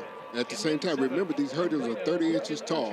Right. And although they look short, ladies and gentlemen, remember this, they look like they start growing when you start getting tired. They absolutely grow. You got 8 hurdles. All right, here we go. This is, we're going to run girls back-to-back here so we don't have to change heights. This is girls 300-meter hurdles 6A, and I'm going to give you the lineup. We've got Lake Travis in 1, Rock Hill in 2, Richland George Ranch in 3, Humboldt Summer Creek in 4, Alexander in 5, Tomball in 6, Plano in 7, Magnolia in 8, and Louisville Flower Mound, I believe. Flower Mound. Okay, in lane 9. So, ladies and gentlemen, we have here, coming out of Summer Creek, we got a 41.51. We got a 41.20. We got a 42.61, 42.25. These are good times for these ladies. Great times. Look for Phoenix Phillips here. She's in lane 4, and I believe she was the first one over the hurdles. She's from Summer Creek. And as we make it around here, let's see. She has... Still get it to the hurdles first. Yes. But we're going to have battle here for second and third. Our girl on the outside from Plano, I believe, is running really well also. So it's a battle here. And when we look at it straight on, we just have to see who jumps the hurdle first. Our lady from Plano and the girls on the outside. And now on the far outside, I believe that was from Magnolia. That might be Molden from Magnolia, may have captured the win right at the line. And to her inside, the girl from Plano might be second. So Magnolia Amara Holden, Yes. 41-10 is your champion. Morgan Oshwetsky of Plano, second, 41-18. Naomi Booker of Tomball, 41-28. Top three. So early on, it looked like Humboldt Summer Creek's Phoenix Phillips had the lead, and then as we went further, the girls literally on the outside of the track really ran well. Again, they came along strong later. Yep. Because I believe the conditioning was there. Yep. She was able to come through. Sometimes, remember, Coach, it was by running and not the hurdling. So you can see some technical things that might have gone wrong, but at the same time, they were keeping up and actually running through the hurdles just as quick as they could possibly get. Yeah, the girls in 6, 7, and 8 went 1, 2, 3. Right. All right, I'm going to read the lineup here for the boys 300-meter hurdles. In lane 1 is from Gilmer, Union Hill. Lane 2 will be White Deer. Lane 3, Monday. Lane 4, Groom. Lane 5, Gordon. Lane 6, Richland Springs. Lane 7, Cross Plains. Lane 8 will be McLean. And in lane 9, a runner from Sprunger. What do you see, Coach? Okay, we have a 47.57. We got a 39.27. We come back with a 40.70, 40.76. We got a 40.90. We have a great time here with a 41.28. But I'm seeing like I'm missing someone here in these 300 Coach, hurdles. in lane 5 from Gordon, a senior Striker Reed is running. He's run 37.57. Second fastest time on his outside, that's going to be Cohen Etheridge of Richland Springs, a junior, 39.27. This is our boys 300-meter hurdles right here. Okay. So look for lanes 5 and 6. And I believe this is our champion of the high hurdles here in lane 6. Am I right, Coach? Absolutely. Or 5, lane 5? Or... It's the number one guy right now is in lane 5. Lane 5. Striker. Okay. Remember, ladies and gentlemen, the hurdles have now been raised to 36 inches. The distance between the hurdles are the same as it was for the girls, but the height of the hurdles change. So that's the only thing that's different about this. Same finish, same distance from the start to the first hurdle. Again, we're looking for effectiveness, efficiency, and how well they pay attention to the hurdles in their lane over everybody. Now, let's wait and see who gets to the hurdle first, which might dictate part of the reason that the guy wins at the end. So the gun is up. And they're off. This is the boys 300-meter hurdles 1A. And our guy Striker Reed from Gordon, a senior in lane 5, was first to the hurdle, and he's first to the second hurdle now. We now come to the third hurdle, and he's leading again. And this is a gentleman that won the 110 hurdles. On his outside, though, Cohen Etheridge was running a strong race for second, but this is Striker Reed of Gordon, a senior. He's coming to the 9th hurdle here, and 10th hurdle, and we're done. He's won the race in 37:30, which is a new conference record. Striker Reed of Gordon, a senior, has broken the conference records of 37.92 he set last year himself. Coach, you asked me something earlier, and I want you to notice on the replay what happened. Okay. This young man did switch legs. Okay. And when he switched, you're going to see what the dominant leg versus the non-dominant leg when he was hurdling.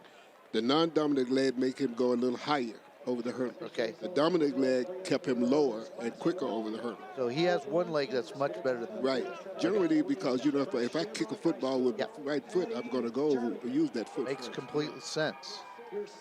So there's your top three. Striker Reed of Gordon with your win and the new conference record, 37.24. Cohen Etheridge of Richland Springs, 38.50 for second. So let's see if I see this thing correct. So he's going to lead with his left leg smooth. Yep. And here he goes. Let's see. He's going to go right leg higher. Yep. He jumped higher there. Still maintains really good form. Right. Right. Again, there he got his left, so that's the one he likes to go with. Now it's going to be he's still in. Yep. To the Conference 6A boys 300-meter hurdles. In lane 1 from Brandeis, Samari Thornton. Lane 2, Let's talk Richland. about the 6A hurdles. In lane 3 from The record is 35-47 for conference 6A set in 2003, Karan Clement. In lane 1, we've got Northside Brandeis. In lane 2, Bridgeland. Lane 3, Seven Lakes. Lane 4, Johnson. Lane 5, Klein Collins. Lane 6, Cypress Falls. Lane 7, Euless Trinity. Lane 8, Richardson. And lane 9, Fort Bend Elkins. Coach, let's talk about lane 5 here. Lane 5. So what we have here is a young man running 35-35. That's quick, Coach. That's real quick. 35-35. 35. And then we got a 36.01. We got a 36.41. We got a 36.70. We got a 36.47. This is going to be another strong, tough race. It is. It's amazing the talent we have in this race, because Andrew Jones in lane 5, and then Tristan Horn in 6, and then you've got, again, just a plethora of guys in the mid 36s here.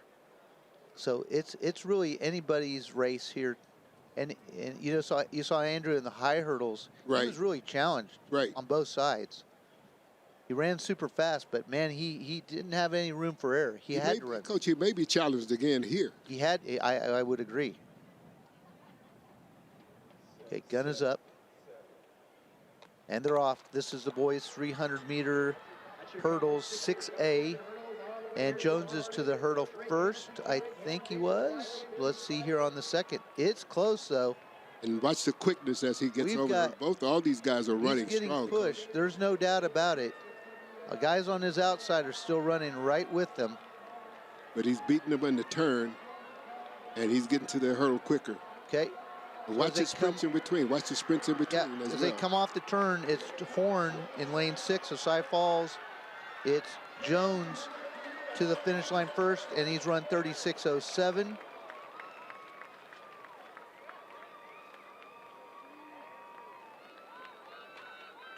He's going to be your state champion in the 6A hurdles, what I used to call low hurdles, Coach. Yeah. The 300-meter hurdles. Hurdles, yes. Well, our time is the 330 lows. And, you know, it's a complicated relationship for a kid. When he runs something like that, he's so good and so competitive that even when he runs times that you and I would say are spectacular, he may feel like that wasn't my best, or average, because he has that personal relationship with that race like nobody else has. Right. So those are not the correct times up there, right. obviously. Yes, that's 1A.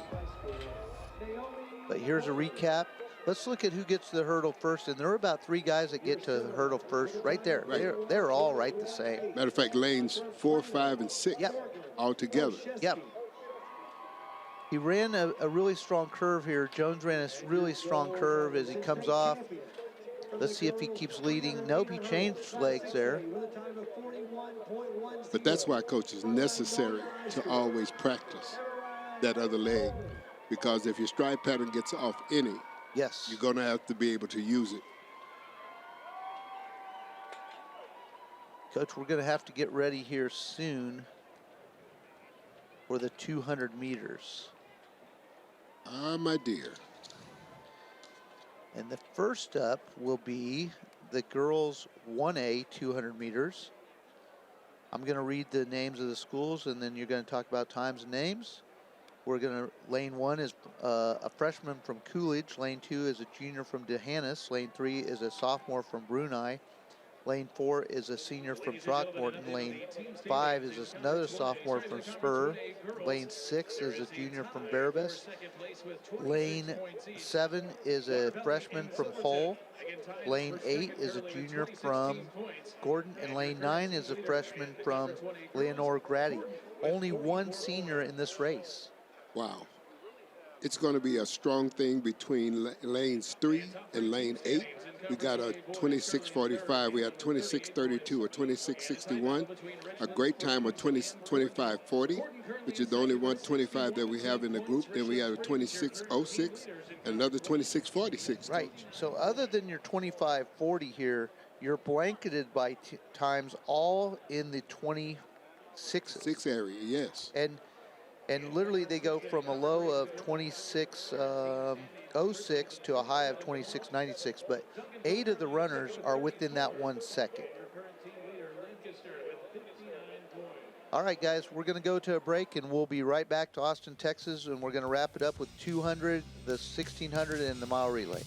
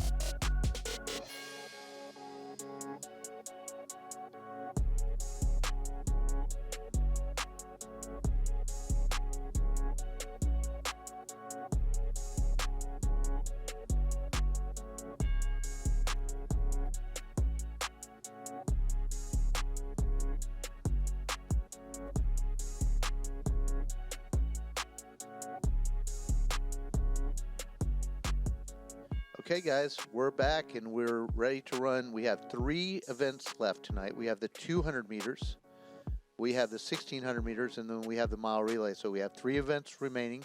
This will be the girls 1A 200 meters dash, and this is our start list. We've got in lane 1 Coolidge, lane 2 DeHannis, lane 3 Brunei, lane 4 Throckmorton, lane 5 Spur, lane 6 Prayer Best, lane 7 Hall, lane 8 Gordon, and lane 9 Lenora Grady. Coach, what do you got?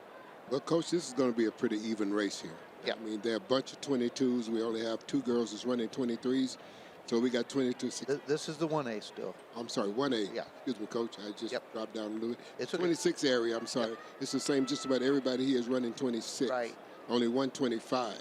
We just have the girl in lane 6, Chloe Becker of Veribest. She's run 25:40. Everyone else is clustered in the 26s. So here we go. We're off. This is girls 200 meters 1A, and they're off. And let's see what Chloe's doing here in lane 6. And I think she's out well. Let's see if she comes off the turn in the lead, and she does. But we have other girls really competing here. And on her outside, she's still going to hold them off, I believe. Chloe Becker of Veribest, a junior, runs 24:84. She's stunned by her time, but she does not know that was wind aided. So still fantastic time, and I'm sure she's super proud of it. She ran 20, it was 4.6, so it's above the allowable. She ran 24:78. Gracie Lane was second, 24:99. McKinley Williams ran 25:36 to capture the silver. Those are your top 3 runners in the girls 200 meter dash for 1A. Let's look at your boys entries here for the 200 meter dash for 1A. In lane 1, where you have a runner from Amherst, lane 2 Imperial Blue, lane 3 Leakey, lane 4 Kennard, lane 5 Blanket, lane 6 Wellman Union, lane 7 Hamlin, lane 8 Milford, and lane 9 Garden City. Yeah, Coach, in this group we only have 2 guys who are under 22. They ran 23:10 and 23:04. But we have coming out a 22:55, 22:52, 22:70, 22:75, 22:72, 22:76, 22:65. It's going to be tight. It's going to be tight. Lanes 3, 4, 5, 6, and 7 were all clustered there between 22:52. That's Cannon Kensing of Blanket, a senior, and he's surrounded on both sides by runners that are running 22:75, 22:70, 22:76, and 22:65. So that middle of the track is going to be extremely tight. And actually, there's one more here. Alexander Peras of Imperial Blue in lane 2. So as you go down there, lanes 2, 3, 4, 5, 6, 7, right, really hot and really tight. No room for error here. The conference record was set last year by Jordan Gutierrez. He ran 21:57. This is going to be a tight one to call. Oh, it's going to be. We're just going to let it play itself out, I think, because I'm not sure we can keep track of who's in what lane that quickly. We're certainly going to try, though. So keep your eye in lane 5 in the middle of the track. Cannon Kensing of Blanket. He's a senior. But again, early on, he may not get out the fastest, but has the best closing speed.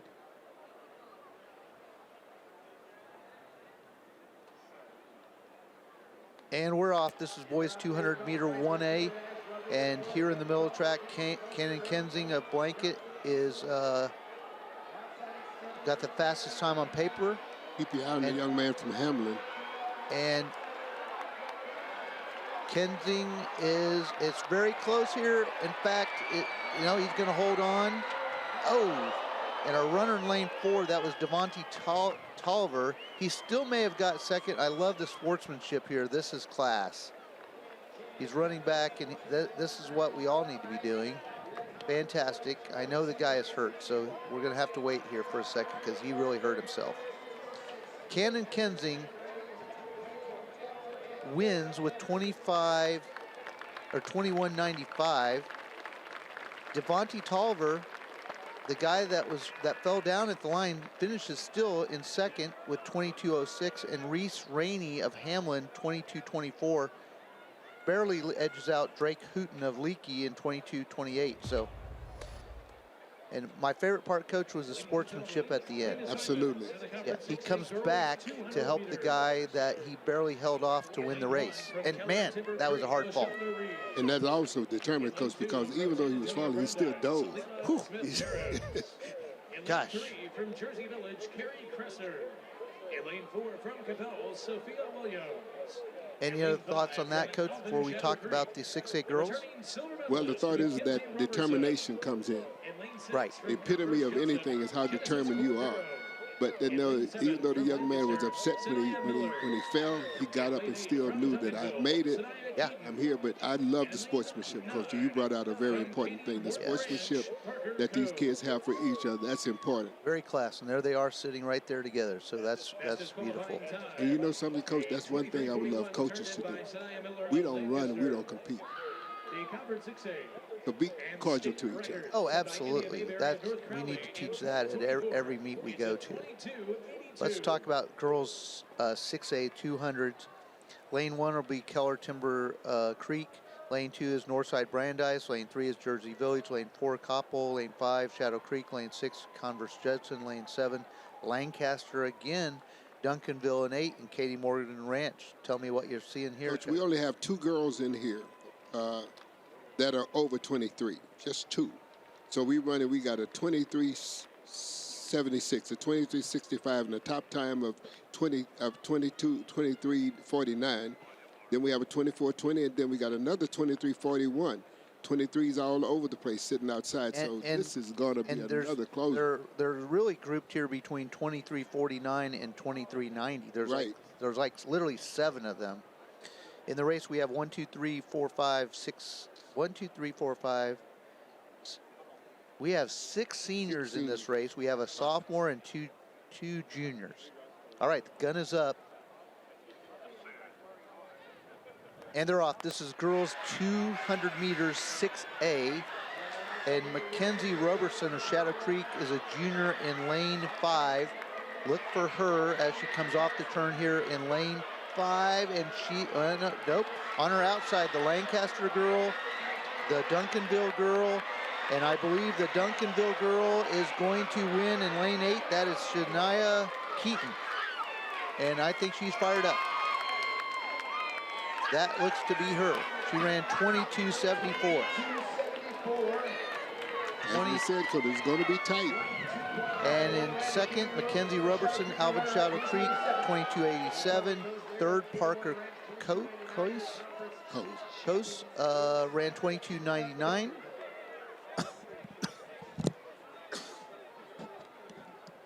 Excuse me. And so those are your top 3 in the girls 6A 200. Ladies and gentlemen, the lane assignments of the Conference 6A boys 200 meters. In lane 1 from Plano East, Malachi Terry. In lane 2 from Buda Johnson, Tim Mata. In lane 3 Coach, I had to get the from drink. King, Dylan Mitchell. In lane 4 from Waxahachie, Braylon Davis. In lane 5 from Northwest Nelson, Jaden Gilson. In lane 6 from Round Rock Stony Point, Jackson Webb. All right, we're getting ready for now the boys 200 for 6A. I'm going to read through the teams that are entered here.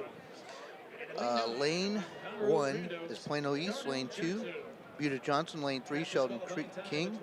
Lane 4, Waxahachie. Lane 5, Northwest Nelson. Lane 6, Round Rock Stony Point. Lane 7, Katie Tompkins. Lane 8, Shadow Creek. And lane 9, Conroe Grand. Coach, what do you see here? All right, Coach, this is coming in tight. We've got only 1, 2, 3, 4 kids coming in at 21. With the top time coming in as of 20.6. We got 20.27, that is, from the young man from Katie Thompson. We're running from Shadow Creek at 20.64. We got Sheldon King coming in 20.60. We got 21.0, 21.02, 21.30, and 21.26. Again, another tight race. And remember, the young man from Sheldon King was our 100-meter champion. Break going under 10. in the 100 meters. So here we are with another outstanding competition coming up in the 200 meters for the 6A boys. So as I see it, our conference record, our state record, and our national record set in 1985 by Roy Martin of 2013 is somewhat in reach of a guy who's a senior who's run 20.27. I mean, he'd still have to run 14/100ths of a second faster just to tie the record, but Coach, is that doable? Is that a possibility? Coach, he's capable. This young man has been strong in the 200, and he's chosen that more over the 100 than he has the 200. So now he's in lane 7. right. Is that a good enough lane to be That's in? a good enough lane. Depends on if he gets out of the turn ahead of everybody. Okay, so let's see where he comes off the turn. This is Blake Hamilton, a senior from Katie Tompkins, run 20.27. We're off. This is a boys 200 6A, and he's out, but we've got a lot of guys out. We've got our, I think, our 100-meter champion in lane 3 there, Sheldon King. See, Coach, he's already come off the turn. He is really running, and I think he's going to have a shot here. He looks like he might have done it. He looks like he might have done it. Now I get the win thing.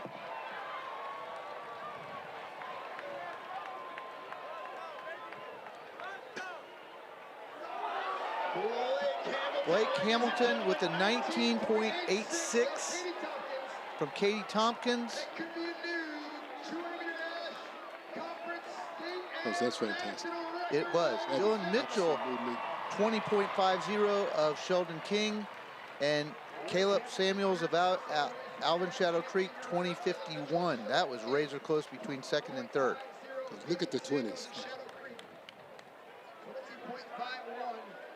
There's only 121 on the board. Yep. Watch how he's coming out of the turn. He starts out that first 50 meters. He gets ahead and he starts to hold. Watch his form. He never His breaks form is outstanding. Yes.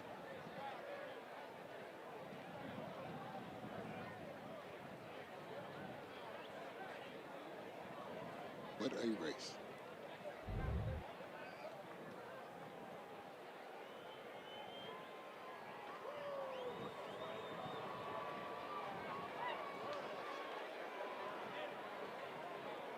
Official results of the girls 200-meter dash, class 100, 1A, class 1A. All right, when we come back, we're going to start running the 1600s, and we have 4 of those, a 1A boys, 1A or 1A girls, 1A boys, and then the 6A girls and 6A boys. So we'll be back in just a moment.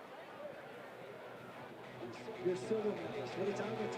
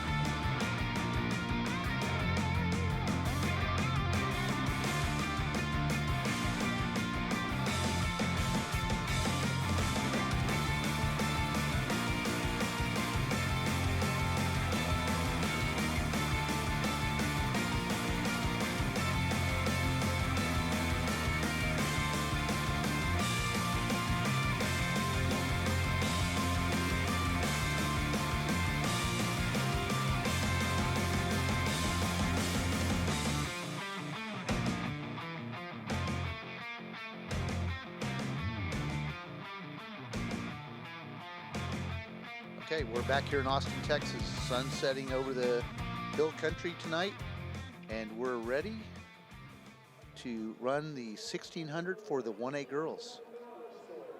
And they're about to walk up to the line, and we're about ready to run the 1A division of the 1600 meters. So I'll run through the lineup here for a moment. I'm going to make sure I get my watch started to time the race. We've got in lane 1 a sophomore from Bellevue, Maddie Broussard. In lane 2 from Menard, Danny Ruiz. In lane 3 from Tilden McMullen, London Yanity, she's a senior. In lane 4 from White Deer, a senior, we've got Michaela Cheney. In lane 5 from Roby, we've got a junior, Sailor Smith. In lane 6 from Guthrie, freshman, Hailey Irons. In lane 7 from Tilden McMullen, a senior, Isabella Billingsley. In lane 8, we have a sophomore from Rising Star, Lainey Algood. And in lane 9 rather, a senior from Jayton, Jace Chisholm. So that's your lineup. Coach, what do you see on the top? We have some times coming in. We have a 5:17, 19 from a young lady from Menard. Then we come back with 5:29. We got 5:29. We got 5:31, 5:32, 5:32, 5:31. Coach, I got a feeling we're going to see another breakout here. Right. And so, you know, what you have to be careful of here is you have to still run your own race, because if the girl from Danny Ruiz from Menard goes out and runs her pace and you try to attempt to run it, then that may compromise your ability to finish second or third or fourth or wherever you want to finish, or run your best race. Because one of the things you really want to do here is you want to run your best race and run your best time of the year to finish your season. So in the race we have only we have 3 seniors. So breaking out to the lead is Maddie Broussard. She's a sophomore from Bellevue. She's in the lead. And second, I believe, if I can grab a hip number here, that's hip number 6. That is Hailey Irons. She's a freshman. She's in second. But our girl, Danny Ruiz, is back here. She is back here in 5th place, now moving up a bit, but she's tied with the girl for 4th and 5th. So Danny, who I would say on paper should be her favorite to win, has went out very conservatively. She's running easy. And again, she's actually grouped with the backpack here, and she's completely content to do that. I can feel this. So, Coach, you were saying, just for point of information, yeah. Do you run your pace in the pack, or do you run your pace from the back of the pack or the front of the pack, or does it really matter? I think you just got to run your pace from wherever that sets you off in the group. So Ruiz, though, effectively the way I see running is she's taken a 4-lap race now and made it just a 3-lap race. So she really gave very little effort. She's still giving very little effort. For a girl that's run 5:17, she's very comfortable. She ran over 80 seconds, so she ran over 5:20 pace. So she's very comfortable. It will look like an optical illusion as she starts to pull away. She will actually just be maintaining pace for the most part, while these other girls will not be able to maintain pace. So here she comes up, and she's to 4th place now. But I assume as she takes the lead and she'll start to probably move away from the group, again, she is not actually going to run that much faster. We couldn't really get her split, but I'm guessing it was 82 seconds because our leader was 79. She's a little bit off, but maybe 81. But as she starts to move here to the front, what's going to happen is these other girls are actually just unable to keep the pace with her. So would you say that's being conservative? She's been extremely conservative for the first 2 laps. She goes through in 2:42. So she ran about an 81, 82, 81, 82. So she's pretty much even split both laps here. About 80, 81 or 82 on each of the laps to get to 2:42. So we're coming up to the 1,000. She's moved up to 3rd here. Our leader is, let me make sure I've got this right. Here's where I'm at. This is London Yanty of McMullen County. She's a senior. She's got a PR of 5:29, and she's our leader right now. And you're starting to see Danny Ruiz move up. And again, it's not just that she's moving up. Everyone else will kind of be slowing, and it appears she's running faster, but she's not so much as they're slowing. That's what's happening behind her. She's looking comfortable. Got a girl here in Haley Irons, who led the first lap, a freshman, who's moved back into things here. We have our leader. This is London Yentley of Tilden McMullen County in the lead. And we're making our way here to the bell lap. And if I can see the split, I think we're there right about now. So we ran we're at 2:40. Sorry, that's not going to work. I've got 4:13. So it was a very, very, very easy third lap. So Danny Ruiz has moved to the front. And we do have challengers here because she still has not run that fast. Coming up on 200 meters to go here.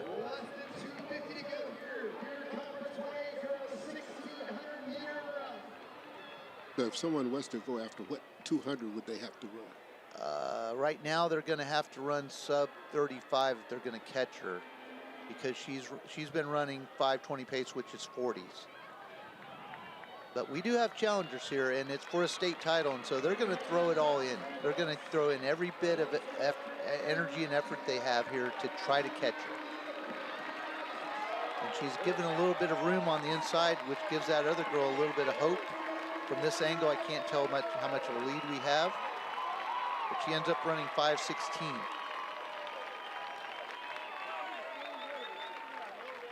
Which is roughly, she ran basically 81, 81, 81, and 73.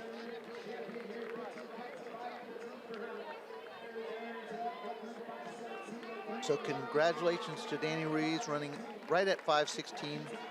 You're talking an average of 79 seconds a lap, but she made up some of that ground on their last lap. Haley Irons, she very gutsy race, just a freshman. She went out and led the race. She ends up in second, 5:17.03. And she's just a freshman from Guthrie. London Yentley, she was third. So they all did a great job. And I think they all ran basically the best way they can run. Hit number 2 from Roby, Camden Lummis. Hit number 3 from Cundy. Because you look like, as you stated before, looking at the replay, she followed everything you said without you even being able to talk to her. Well, she ran very intelligent. She ran exactly what she's capable of, and she ran it the right way. She didn't hurt herself the first 1,200. She gave herself that chance to run the 73 on the last lap like she did. So she split about, again, 81, 81, 81, and then runs the 73 to win. Congratulations to these other girls on running fantastic races as well.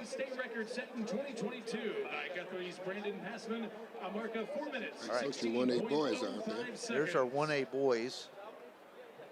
And I'm thinking we're going to see a runner here for the third time tonight, if I look down here correct, but maybe not. So in lane 1 from Marathon, we have Caden Lees. He's a junior. In lane 2 from Roby, we have a junior, Camden Loomis. In lane 3, we have a freshman from Cumbie, Jagger Worrell. In lane 4, we have another freshman from Mertzen. He's Parker Kramer. And we're off.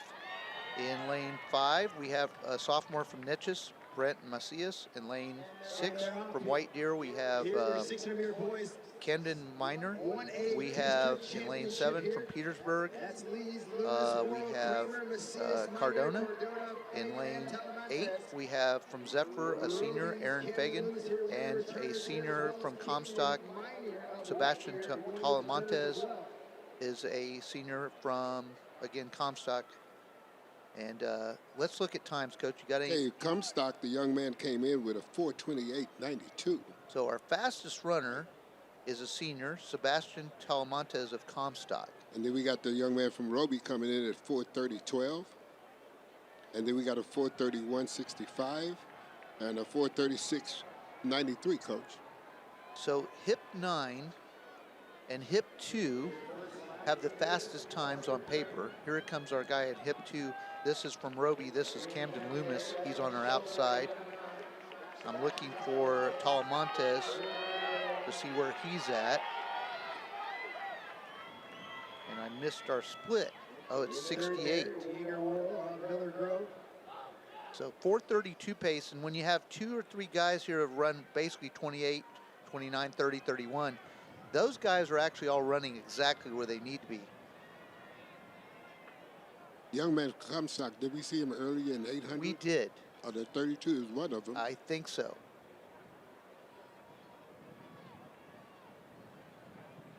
So we're bunched up here. We make our way to the 600 meter mark we've went through. We're coming around on the second lap of 4. And our leader is number 4.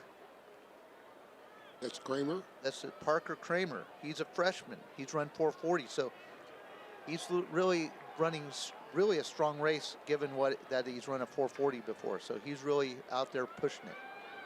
We've got number 3 here that's taken the lead. This is Jagger Worrell. He's a freshman. So we literally have 2 freshmen leading the race right here. So we came through in 2:20. So we went 68.72.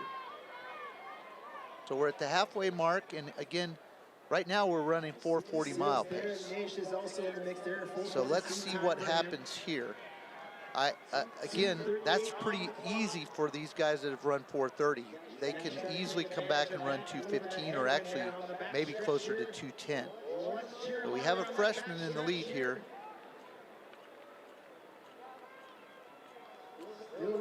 And this is a young man from Iron County. This is Parker Kramer in the lead.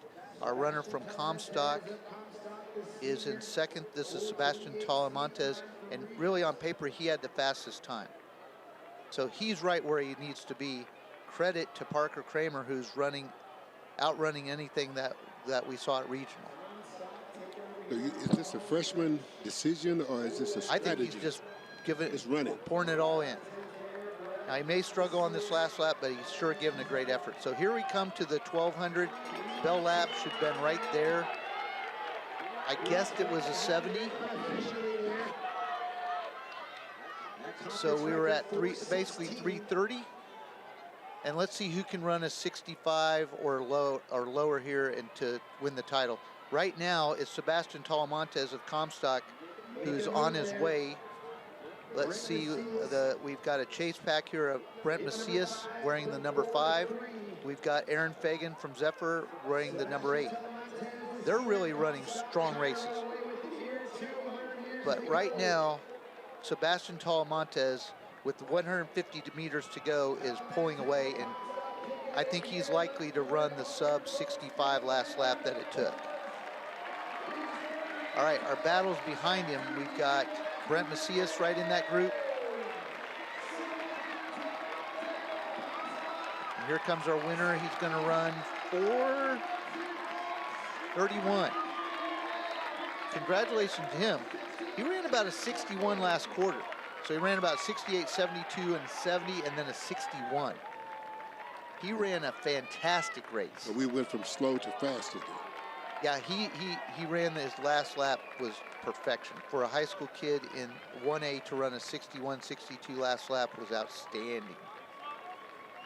4:31 there for Talamontes of Comstock. There you're running. And it still makes his last 800 at 2:11. So he went 2:20, 2:11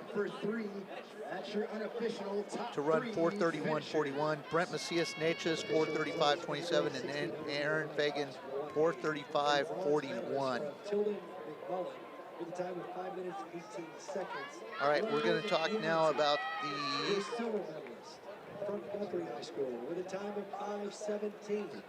Callie Myers. We're going to move to the girls' 1,600 meter run. And I'm going to just read the names here as quickly as I can. Lane 1 from Vandergrift is Musachia. Lane 2 from Louisville Flower Mound is Bennett, a junior. And lane 3 from Denton a senior, Macy Weingard. We saw her earlier. In lane 4 from Alif Taylor, we've got a senior, Lee. In lane 5 from Bridgeland, a senior, Rowan Saki. In lane 6 from Stony Point, we have a junior, Sophia Lopez. In lane 7 from Bridgeland, we have another Bridgeland runner, Susanna Rawls. She's a senior. And then we have another Bridgeland runner. That's incredible. 3 Bridgeland runners. Hope Smith, she got the wild card. She's a junior. And then Sophie Peterson, a junior from Houston Memorial. 3 of the runners are from one high school, a third of the field. Now that's exciting, Coach. So we're going now from 446 to 451 to 453 to 457. We got several 453s and 451s in here, Right. along with a couple of 451s. So again, I think it's going to be another tight race. And according to the strategy that you put out earlier, we're going to see if it's going to go fast or slow to fast. So, we get to start here. We have the girl from Alif Taylor, who I believe won the 800, if I recall correctly. Right. So, I throw out all the times here. All these girls are pretty similar. They're all very experienced. They all run quite a bit. They're from sophisticated high schools of training. And anybody in this group here is capable of winning the race.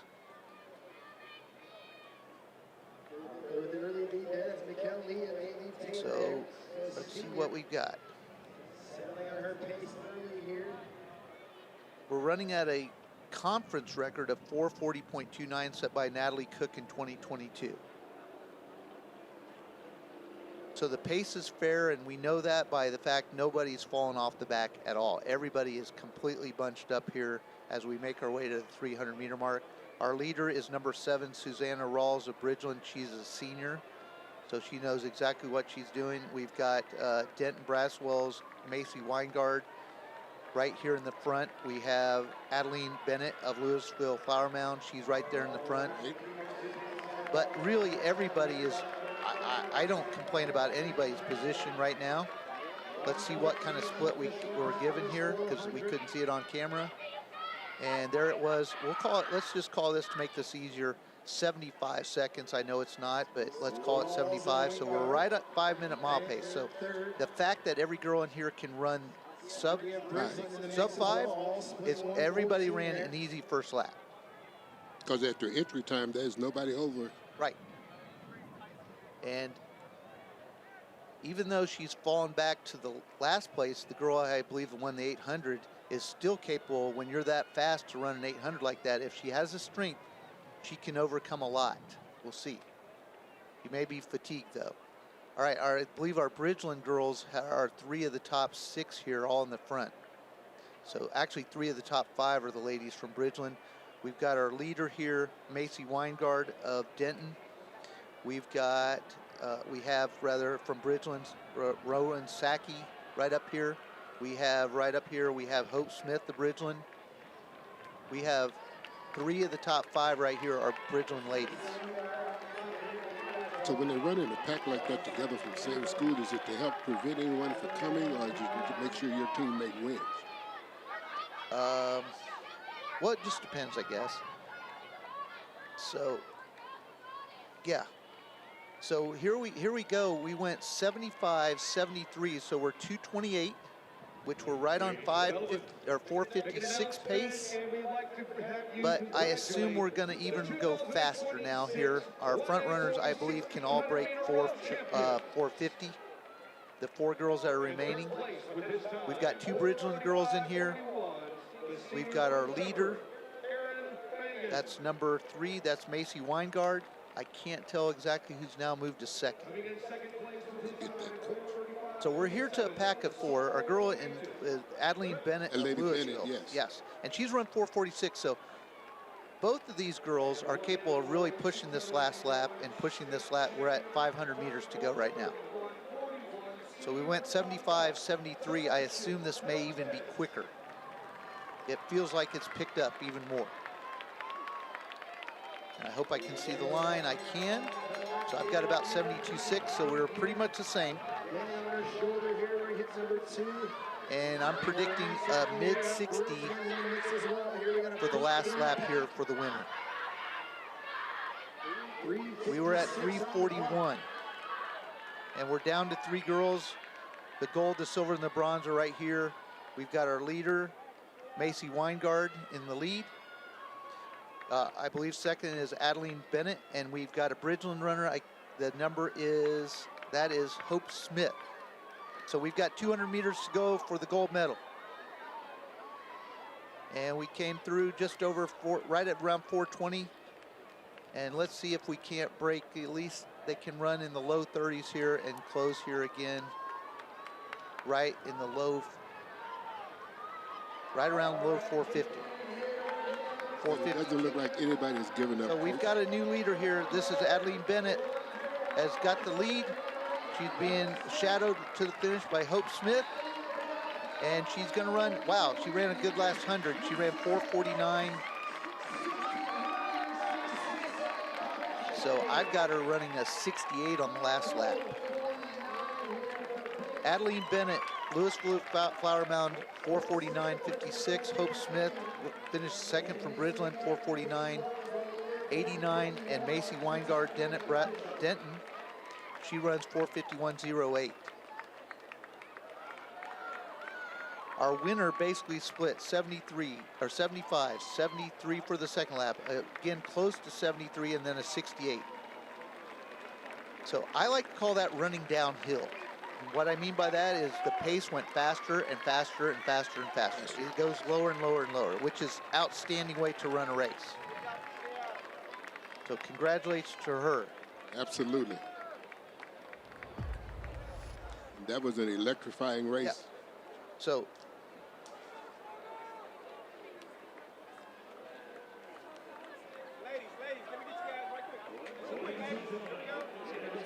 let me talk about who's running here in the 6A. The record was set by Sam Worley of New Braunfels Canyon in 2017, 4:02:30. It is in jeopardy tonight, I believe, as Caden Leonard has run a 1600 during the season in 3:58, I believe. So it is possible the record could be broken. We've got in lane 1, we've got Clear Springs, lane 2, the Woodlands, lane 3, Lake Highlands, lane 4, Katie Tompkins, lane 5, Keller, lane 6, Round Rock, lane 7, the Woodlands, lane 8, South Lake Carroll, Caden Leonard again. He's your 2-mile state champion. And also from Round Rock, we got Leo Brazil. Coach, we got a 4:05:04. We have a 4:08:10. We got a 4:08:72. We got a 4:09:29. Coach, we got a 4:10:31. So those are the top five times of them coming in. Well, again, Caden Leonard has run 3:58 or 3:59 for 1,600 meters at a different meet. So he is starting out here in 5th place, but you know, he has to run low 60s, 61, 62, and then close in a 55 if he's going to break 4 minutes. That has never been done in the history of Texas at the state meet. Sam Worley of New Braunfels Canyon in 2017 ran 4:02:30.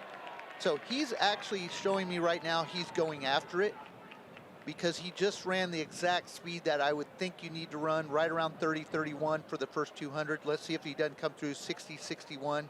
But he's going to want to be in the low 60s on each of these laps with a fantastic kick if he's going to break 4 minutes. And we're going to see the first time in Texas history, and again, we talked this morning, arguably the greatest runner in the history of Texas. He's a 3-time state champion in cross country. And here he comes. I love this. He just ran 60 point something. Let's see what comes up. He ran 61.8, so maybe a bit slow for him if he's going to go after breaking sub 4. But again, it can all come down to, does he feel like he can go 62, 62, 62, which is 3:06, and run a 59 or a 55 and close in 3:59. So he's still pushing, but guys are right on it. They're making a run out of it. Now he's slowed down, so now he may be about winning the race rather than running the time.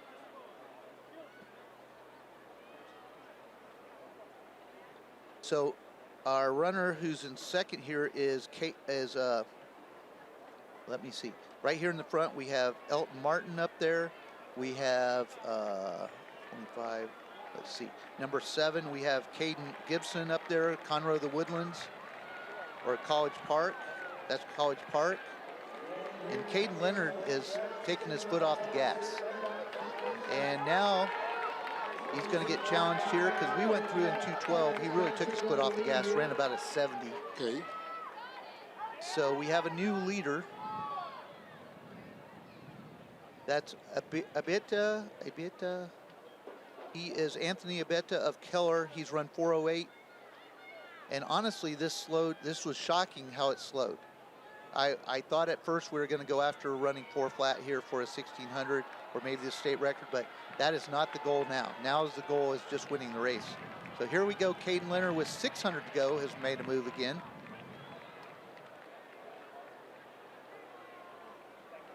So we went about 62 and then 70 for 2:12. And the first half of this lap was very conservative. And now we have 500 to go, and these guys are capable from bringing the kick from right here. 450 to go. They don't have to wait to 400 to go. They can go from here.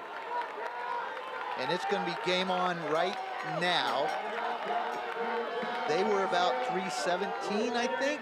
Trying to pull it through here. So now it's full sprint. Yeah, let's call it 317 to make this easier on me. And he ran about a 65, but now we're going to go, and we've got 6 guys all here in a group that all have a shot. Maybe 7, but 6 that absolutely have a shot at the medal. Here they come on the backstretch. And here we go. We've got the College Park guy with 200 meters to go, the Keller guy up there. We've got Leo Brasil, a sophomore from Round Rock, is up here, found his way to the front. The Highlands guy, Caden Leonard's falling off the back. Let's see if he can come back from this. The College Park guy has really put on a move here and made it tough. We've got Keller, we've got the Round Rock guy, a sophomore, Leo Brasil from Round Rock is in second. We've got our College Park winner. He ran 4:11, but he ran 56-ish on the last lap. He had to go around 56 to do that because we were at around 315, I believe. Camden Gibson, Conroe Woodlands College Park, 4:11:38. Leo Brasil, a sophomore, runs 4:12. He had to run 56 on the last lap. Anthony Abeta of Keller, 4:12. Esparza of Round Rock, 4:13. Caden Leonard, I think he stung himself this morning, possibly with that fast race that he ran in the 3200, and really felt it tonight. But congratulations to him. I'm not taking anything away from that guy. He's still arguably the greatest runner of all time. You don't have to win every race to still have that trophy in your hands, in my opinion. And these guys were fabulous. Brilliant races here by all these guys, especially to close so quickly. Ladies and gentlemen, Here he comes, our winner on the replay. 2026 6K girls This is 1600 Camden meter Gibson. run champion. He ran 4:11 and again 56-ish on the And last third lap. place with a And as you time called it, for it was a sprinter's race at the end. They Well, were able to push that the race pace. went in about 5 different ways. The first lap, I thought absolutely we're going to go after the 4 minutes. The second lap, I said, oh my God, we're turning this into completely a tactical race. The third lap, it was in between the two, and then the fourth lap, you know it's going to have to be a kick. Right. Right. And your state champion for the 6A girls 1600 meter run. All right, we're going to move on to the most exciting race in track and field, the 4x400 meter relays. We've got 4 of them, and then we're going to be done with the 2026 UIL track season. Some of these guys are going to run in national races and so forth. And here we go. We got lane 1 is May, lane 2 is Jayton, lane 3 is Borton County, lane 4 is Guthrie, lane 5 is St. Joe, lane 6 is Roscoe, lane 7 Jonesboro, lane 8 Westbrook, and lane 9 Tilden McMullen County. Those are your runners Let me tell you what's exciting about this. Those are your teams. Yes, we got 4 teams. We got 3 teams in here running at 412. That is so amazing in a 1A. 412.56, got a 412.27, a 412.97. Then we drop down to like 413. Then you got a 418, and you have another 418. Coach, this one is going to depend on what that first and second leg do to get them in the race, and then we'll see if the third and fourth leg can do their job of holding on and keeping it going. Coach Blanks, we've seen this over and over tonight. We saw 3 runners or 3 teams or athletes that seemed to be clearly ahead of the field, and then somebody came out of the blue. And so I'm not counting out these other people at 413 and 414, Right. even though we got 3 at 412. Well, that's why they say sleepers, and sometimes they don't sleep too long. Okay. Well, everybody's got to have a moment sometime, I guess, and maybe they find their moment tonight. This is going to be the girls 1A, and in about 4 minutes and in roughly 12 seconds, we'll know who the champion is. I consider this not only an ecstatic, but this will be an overjoyed competition coming up here. We're going to love what's happening because these girls, it's the final race of the evening, and we're going to find ourselves looking at something that's going to determine for some of these the state championship. Right. Exactly. All right. Coach, especially on the second or third legs, I'll try to get a split if I can. It's a little difficult on the first one. Right. We'll see what we can do. And of course, you don't know exactly who am I taking the split for. That's another thing. Because maybe that team has the lead and then they fall back and somebody else and you're still taking that other split. That's the only thing about those relays. It changes so much. If you have one team you're coaching, that's a different deal altogether. I like out there in lane 8, that girl has, she's went after it. The Tilden McMullen leadoff leg and the Westbrook leadoff leg have really went out here in lanes 8 and 9. But coach, when you're out there, you got nobody to pull on. So you just got to go run You scared. put it on faith and hope and promise. Just run scared. And they are running scared. The girl in lane 9 is running really well. Really put distance between the rest of the field at this point. I will say this, the girl here in 876, lane 6 is running really well. And that's Roscoe Highland. Then on the outside, we got Tide McMullen. Yeah, I think they're pulling on the Tilden McMullen girl now because she went out so quick. And here on Jonesboro is really having a good leg. And I think Jonesboro may actually, yeah, it looks like they're going to hand off in first. Right.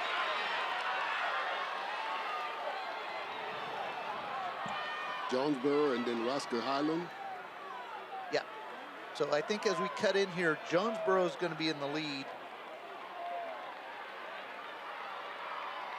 And then, let's see, can she cut him off?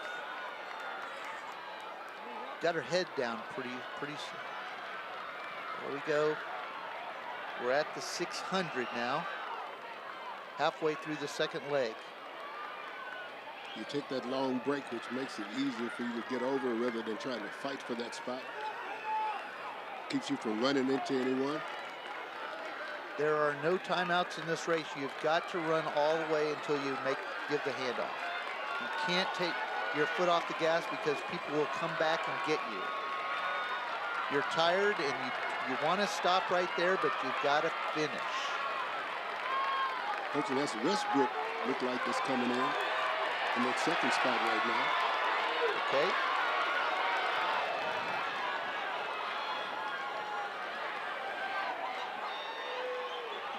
These girls are running, giving their absolute best for the final event of the day. So let's see if our order here we go. I think that's Jonesboro, Westbrook, McMullen County, and wearing the red, Jonesboro, Westbrook, and Westbrook's about to take over the lead. Let's see if she can get around her. That is tight. Man, that looked tight. They are battling. Leg for leg, arm for arm, stride for stride, Coach. Yep, love it. This is fantastic. This is what you came to see. This is why you got to Austin. This is what you're waiting for. This kind of competition. All right, makes- this is the money lap. That last two group, they both split right at 59 seconds. They had a really good lap. Here's our anchor, All right, back down here, our 4x400 girls. and we got Jonesboro in the lead, and we have Westbrook. Westbrook in second. We're on the back stretch with 250 meters to go.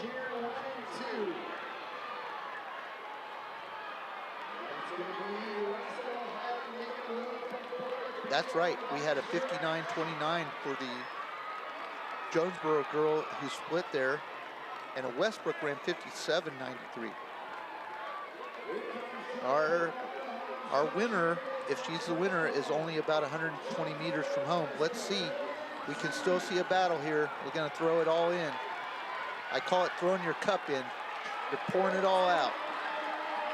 Pouring it out. Jonesboro to the line. And you talk about running faster than you ran at regional.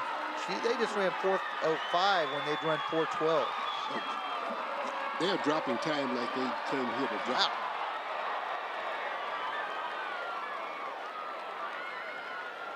That was crazy fast.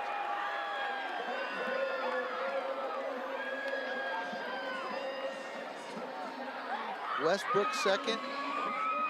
And let's look here to see. Coach, they have just set the new girls conference 1A record. Throckmorton had run 4:06.93 in 2024. They East Rose just come ran back with a 4:6.29. to set the new conference record. Congratulations to Jonesboro. Congratulations to Westbrook. Tilden McMullen County, 4:13. Those ladies are champions, and I know they probably have a long drive to where they're going, and it's going to be a lot shorter. It's going to feel a lot shorter. What a great run.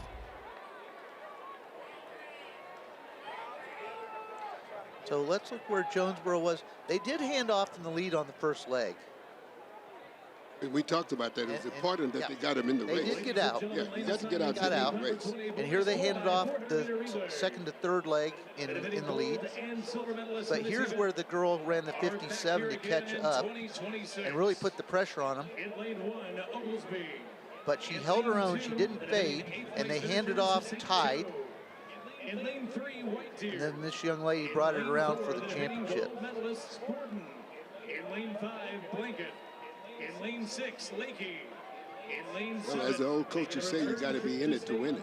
They were in it. You got to be in it to win it. defending silver medalist Jayton. And in lane All right, 9, we're going to Monday. talk about the boys 4x4 rather. This is 1A.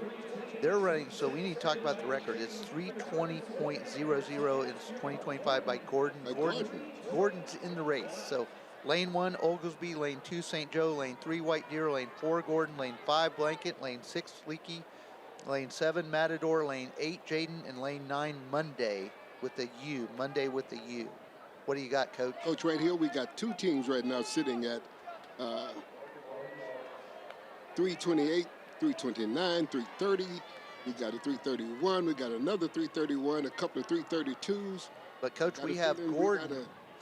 We have Gordon with the 322. Right. So they're just literally 2 seconds off their existing state record they set last year. And Gardner's been hot all day, Coach. They haven't let up on all the events that they've been in. They've been stoking the fire all day. Right. Gun is up. This is the 4x400 meter relay 1A boys. St. Joe, White Deer, Gordon, Blanket, Lakey, Motley County, Jayden, Monday. Who has got out here? Who do we have really? Nobody's really separated here or moved too Not much, but let's look at down here in lane 4 and 5.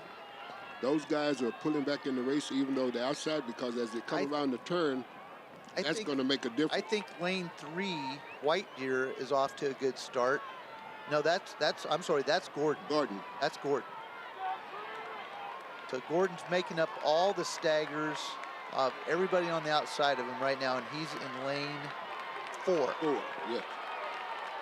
White Deer on the inside, though, is still running really well.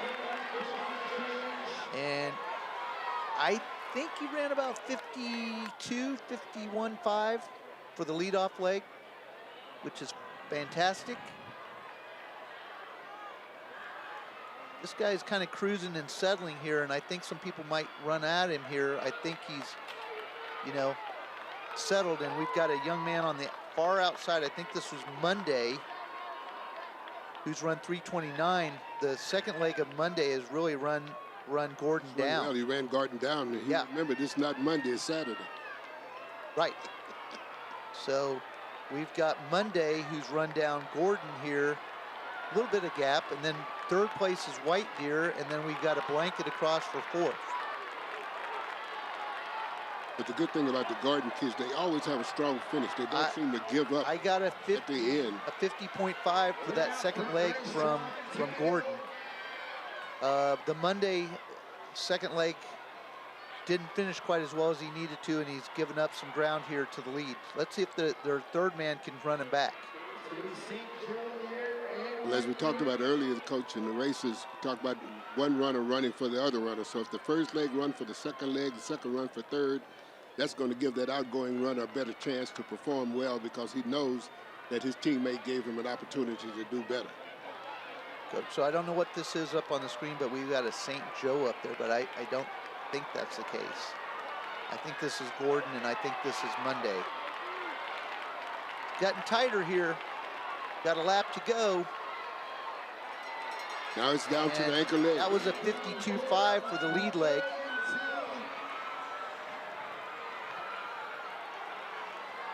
And I The can't. Garden anchor leg is doing what he's supposed to do. Put that. Now thing he's out already there. run. He was their hurdler. That's their hurdler right there. Right, that's him. He's run the hurdles, and he won the hurdle. I mean, he won both of them. Yep.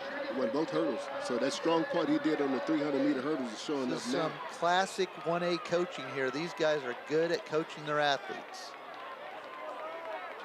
So your hurdle champion in the 110 and the 300 is going to anchor your state championship here in the 4x4 for 1A. I've got a clock on him here. It's going to be not perfect, but it's not going to be too horrible. Here we go. I've got him in 47.68. If that's right, that was really fast. Let's see That was what a good they lap. give me something up here. I want to see what they put. I'm usually quick on the trigger, so I'm going to call it a 48. Let's see if he ran 48. So they ran 3:23.04. Gordon, Monday was second. We had it right. 3:27. Let's see who's third. And again, unofficially, I had the anchor leg in 47.68, and I don't think I was off too much. Those guys are proud of that. Congratulations, Gordon, 3:23.04. They didn't break the record of last year, which they ran 3:20.00, but they're back-to-back champions of the mile relay. And Motley County comes in third with 3:29.45. And it was close between them and Jaden, only 25, a quarter of a second, 25/100. They both ran 3:29. Wow. This closeout event is making the day look as good as it did from the beginning. This is strong running. It's great competition here, especially in Division 1. 1A, it's absolutely awesome. Tremendous track meet. Absolutely Let me run down awesome. the lineup here for 6A girls. The conference 6A was set by DeSoto in 2017, 3:37.85. Lane 1, Lake Travis. Lane 2, Timber Creek. Lane 3, El Paso Franklin. Lane 4, Lancaster. Lane 5, Laredo United. Lane 6, Rock Hill. Lane 7, Summer Creek. Lane 8, Duncanville. And Lane 9, Shadow Creek. So we have 3 teams with the name Creek on the end of them. Timber, Summer, and Shadow Creek. Right. Coach, we're running here we got several teams at 3:41. 3:41.60, 3:41.44. We got a 3:41.98. We come back with a 3:42.64. We got a 3:43.66. Again, another barn burner. Yep.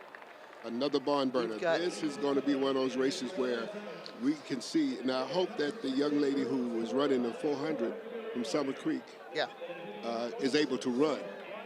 We don't know what, we had no report on what her situation was after she fell. Yeah. 3 of these teams have run right at 3:41, and if you do the math, that's 4 girls averaging 55.25, which is amazing. four girls running 52, or now I've lost my train of thought. 55, thank you, Coach. 55 would give you 340, so they're just above that. So Timber Creek with the 341.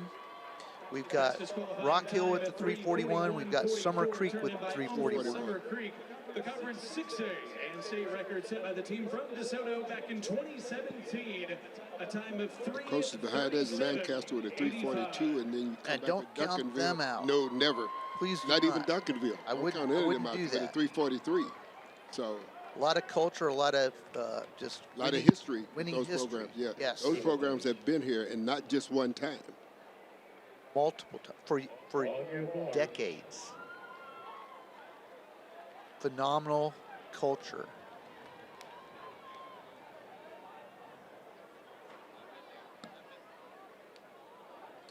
So a few of the people starting to leave, those are probably the 1A fans, but still a phenomenal crowd. This is our second to last event of the night. This is 6A girls 4x400. And they're off. The girls 4x400 6A. What? Hold on. Something happened here in lane 6.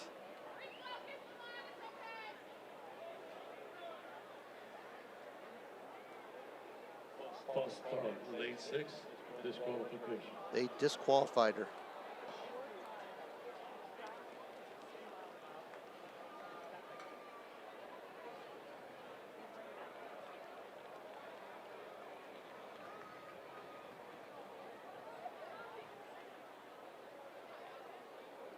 Coach, you coached a long time. What do you tell kids after something like that? You can only let them know that they got there, and that sometimes things happen, and you have to kind of let it go, because she's going to remember it. You can't tell her to forget it. You got to tell her to kind of let it go and hope that her teammates come along and console her as well, because sometimes the girls will do a better job than the coaches. Absolutely. So they're the ones who run with her. Yes. So her disappointment is not only her disappointment is when she is with her team. Very difficult situation. It absolutely is, Coach. For so many people involved. Yes. And at one time or another, we've all been there. Oh, absolutely. Yeah. Again, there's joy in the sport and there's pain. Tragedy. All right, so we're off. This is girls 4x400 6A. And we're coming up on the first 200.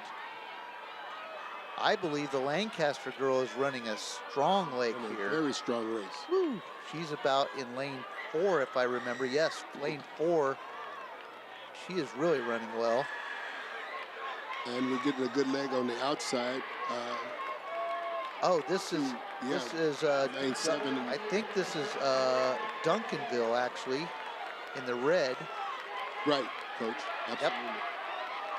Yep. And Duncanville is handing off in the lead, and then you have Lancaster in second. So I think we go Duncanville, Lancaster. Let's see who hands off in third. I think that's going to be lane 2 or 1. I think lane 1's going to take the lead here. Lake Travis. I think that may be Lake Travis. So let's do them again. Duncanville, Duncanville, Lancaster. Lake Travis has fallen to 5th. And the team that's putting back up to second looks like Summer Creek. They're back in 3rd. Okay, so Duncanville, Lancaster with the battle taking place. They're on the end of the second leg. We've got, help me here, Coach, Franklin. Is that what that is? That's El Paso Franklin. And then that's Summer Creek in the 3rd, and Franklin, I believe, is in the 4th spot right now. I think that's Summer Creek there in 3rd. Okay. So we split 150 basically at the 800-meter mark of this, which is we're on 340 pace. We're on a really fast pace, and they're really pushing each other. Duncanville, Lancaster down the backstretch.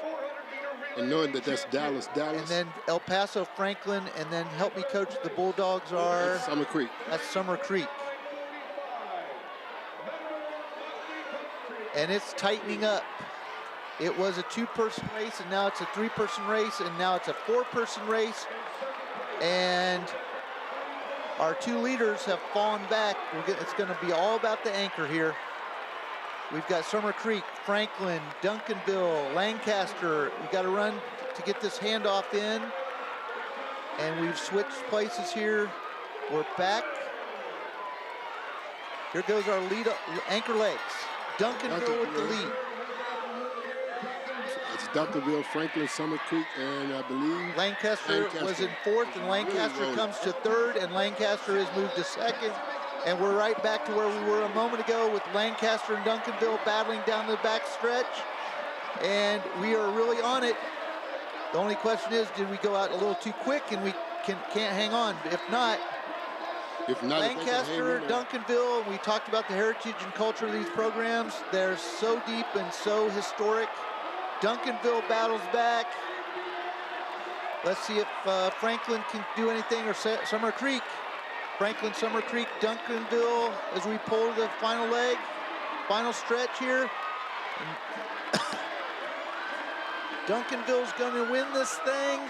They have pulled back out front. Coach, I had her running a 54 last 400. That was incredible. This is absolutely the epitome of excellence. It was. It's the really epitome of excellence. Duncanville, your state champions. Girls, 4x400 meter relay for 6A. Coach, did you get a time? I didn't see a time yet. They haven't popped up yet, Coach. Okay.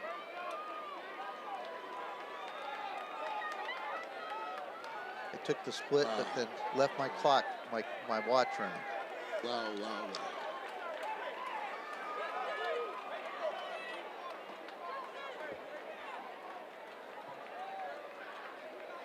Oh, Lord. Okay. If I can recall the splits. Here are your lane assignments. In lane 1, the defending bronze medalist, Round Rock Stony Point. In lane 2, Katie. In lane 3, Houston Lamar. In lane 4, San Antonio Johnson. Can you clear that? Mansfield Lake Ridge. In lane 6, Klein Oak. In lane 7, Alvin Shadow Creek. In lane 8, they placed 8th in this event a year ago. The team This is our last event of the night, the boys 4x400 meter relay. This will be 6. Okay. Wow, I haven't seen it like that before. That's cool. Duncanville, 341.52. Their anchor ran 54. That's actually what we talked about.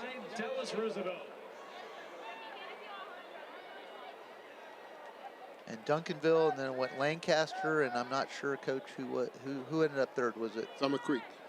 Yeah, Summer Creek. Oh, El Paso Franklin was second. Yeah. Summer Creek was third. Lancaster fourth.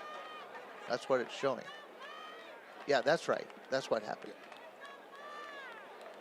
I love those last splits. That was the battle to the finish, Coach. That Look back here. The Keller Timber Creek girl runs 54.73. The fastest split was run by the 5th place team. Love that stuff. Stay up 100 blocks.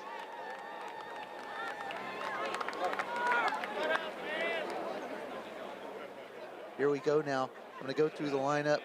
The record is 309.14, set by Dallas Roosevelt in 1984. We got lane 1. We've got Stony Point, just from north of here in Round Rock. We've got Katy in 2, Lamar in 3, San Antonio Johnson in 4, Lake Ridge in 5, Klein Oak in 6, Shadow Creek in 7, Crowley in 8, Shoemaker in 9. well, that record could be in jeopardy because we got coming in with Shadow Creek with a 308. Lamar's coming in with 309.16. But you're talking a record that was set 42 years ago. That's something else. Then we got a 313 coming in with San Antonio Johnson, a 312 with Katy. So we've got teams on the track running the 4x400 meter relay in 6A with a shot at the 42-year-old record set by Dallas Roosevelt when they ran 3:09:14.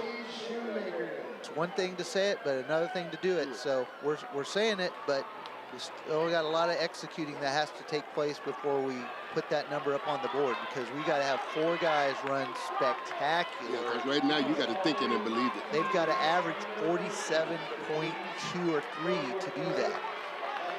So here comes your leadoff legs. And we're going to hand off. It looked like Shadow Creek, Coach. We're going to hand off in the, I've got Katie here in the lead, and I took her split. I had 48-8, but let's, you know, I'm here, not there. And we've got some speed burning. Look at the length of this lead this guy is taking out here. The second leg of Klein Oak is just phenomenal. Now he's being caught again. That's looks like Lamar is right behind him. Thank you, Coach. And behind them is Katie. Okay. Yes. It's Klein Oak, Lamar, and Katie. And then here comes Creek. I think that's Shadow Creek. Coach, I had a 46.5 for the second leg there. 46.5. We've got 5 teams really battling here down the backstretch. A big move coming here. Coach, you know that school by chance? I'm trying to find that one out. It's the only one I can't see right now. The light blue. Right. And he has run a big leg here. He's running an awesome leg. If he can hold it on, though. It's tough when you go that fast your first 200. So you got Klein Oak, Shadow Creek, Lamar. Here comes Lamar, right? Yes. Lamar with the big move. I guess I'm going to time their anchor leg. Here's Lamar. He's going to hand off. Good exchange. Excellent exchange on that. And Lamar has burst out here to about a 15-meter lead. Coach, who do you have in second and third and fourth? That's Klein Oak, and then that's Shadow Creek. And we still can't figure out who the team now that's moved into third. I love his knee drive. All right, we're 200 meters from home. Final leg of the night. We're at 2:52. Look, this is going to be an outstanding time. We're at 3 minutes. 3:03. 5. Our record's 3:09:14. I don't think we're going to quite get it, but man, did we run. Still ran 47.1 for the anchor leg for the lead team there, Lamar. He ran 47.1. Houston Lamar with, we should post the win up here soon. That is one of our former Lockhart coaches right there on the track. David Curry was out there. He's right there on the track. David was an excellent football coach and track coach.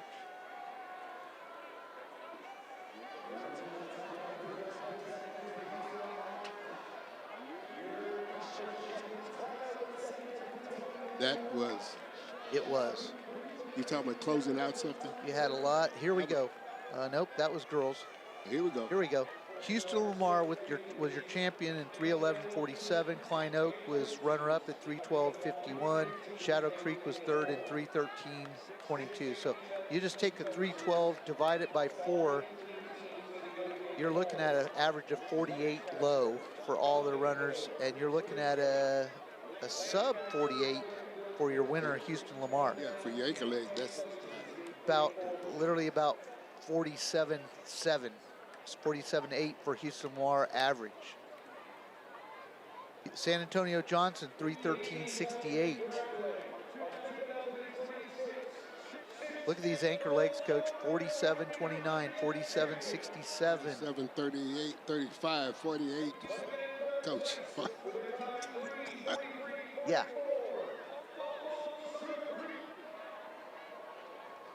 If you're going to have a closeout for a spectacular state meet, that we have seen these past 3 days. This was the way to close it out. This was the way to let it go down. Couldn't agree with you more.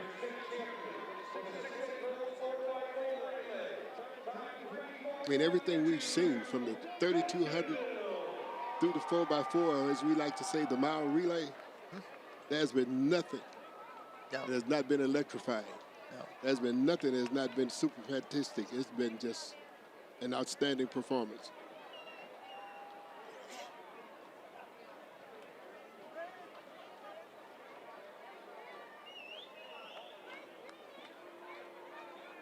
Coach Blanks, it's been a pleasure to visit with you and work with you these 3 days. We've spent a lot of time together, not just on the air, but off the air. Off the air. It's been wonderful. Learned so much from you. Scott, I've learned so much. I tell you what, don't ever put me out trying to do the splits that you do. Just forget that. When it comes to a distance race, don't even think about it. You're awesome. Oh, thank Awesome you. guy. I appreciate you very much.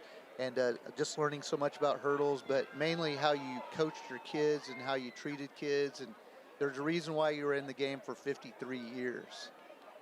Well, I'm going to put it this way. I've just been blessed. You were blessed. Just been blessed. Yes.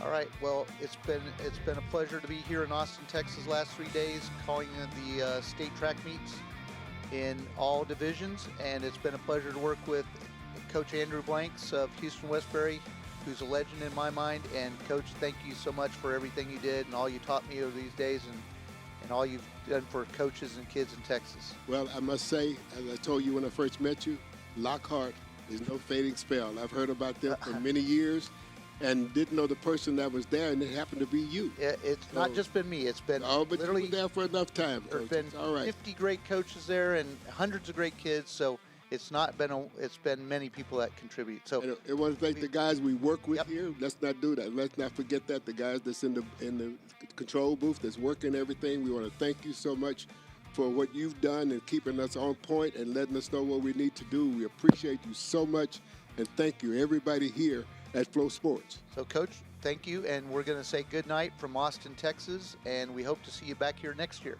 Good night, everybody.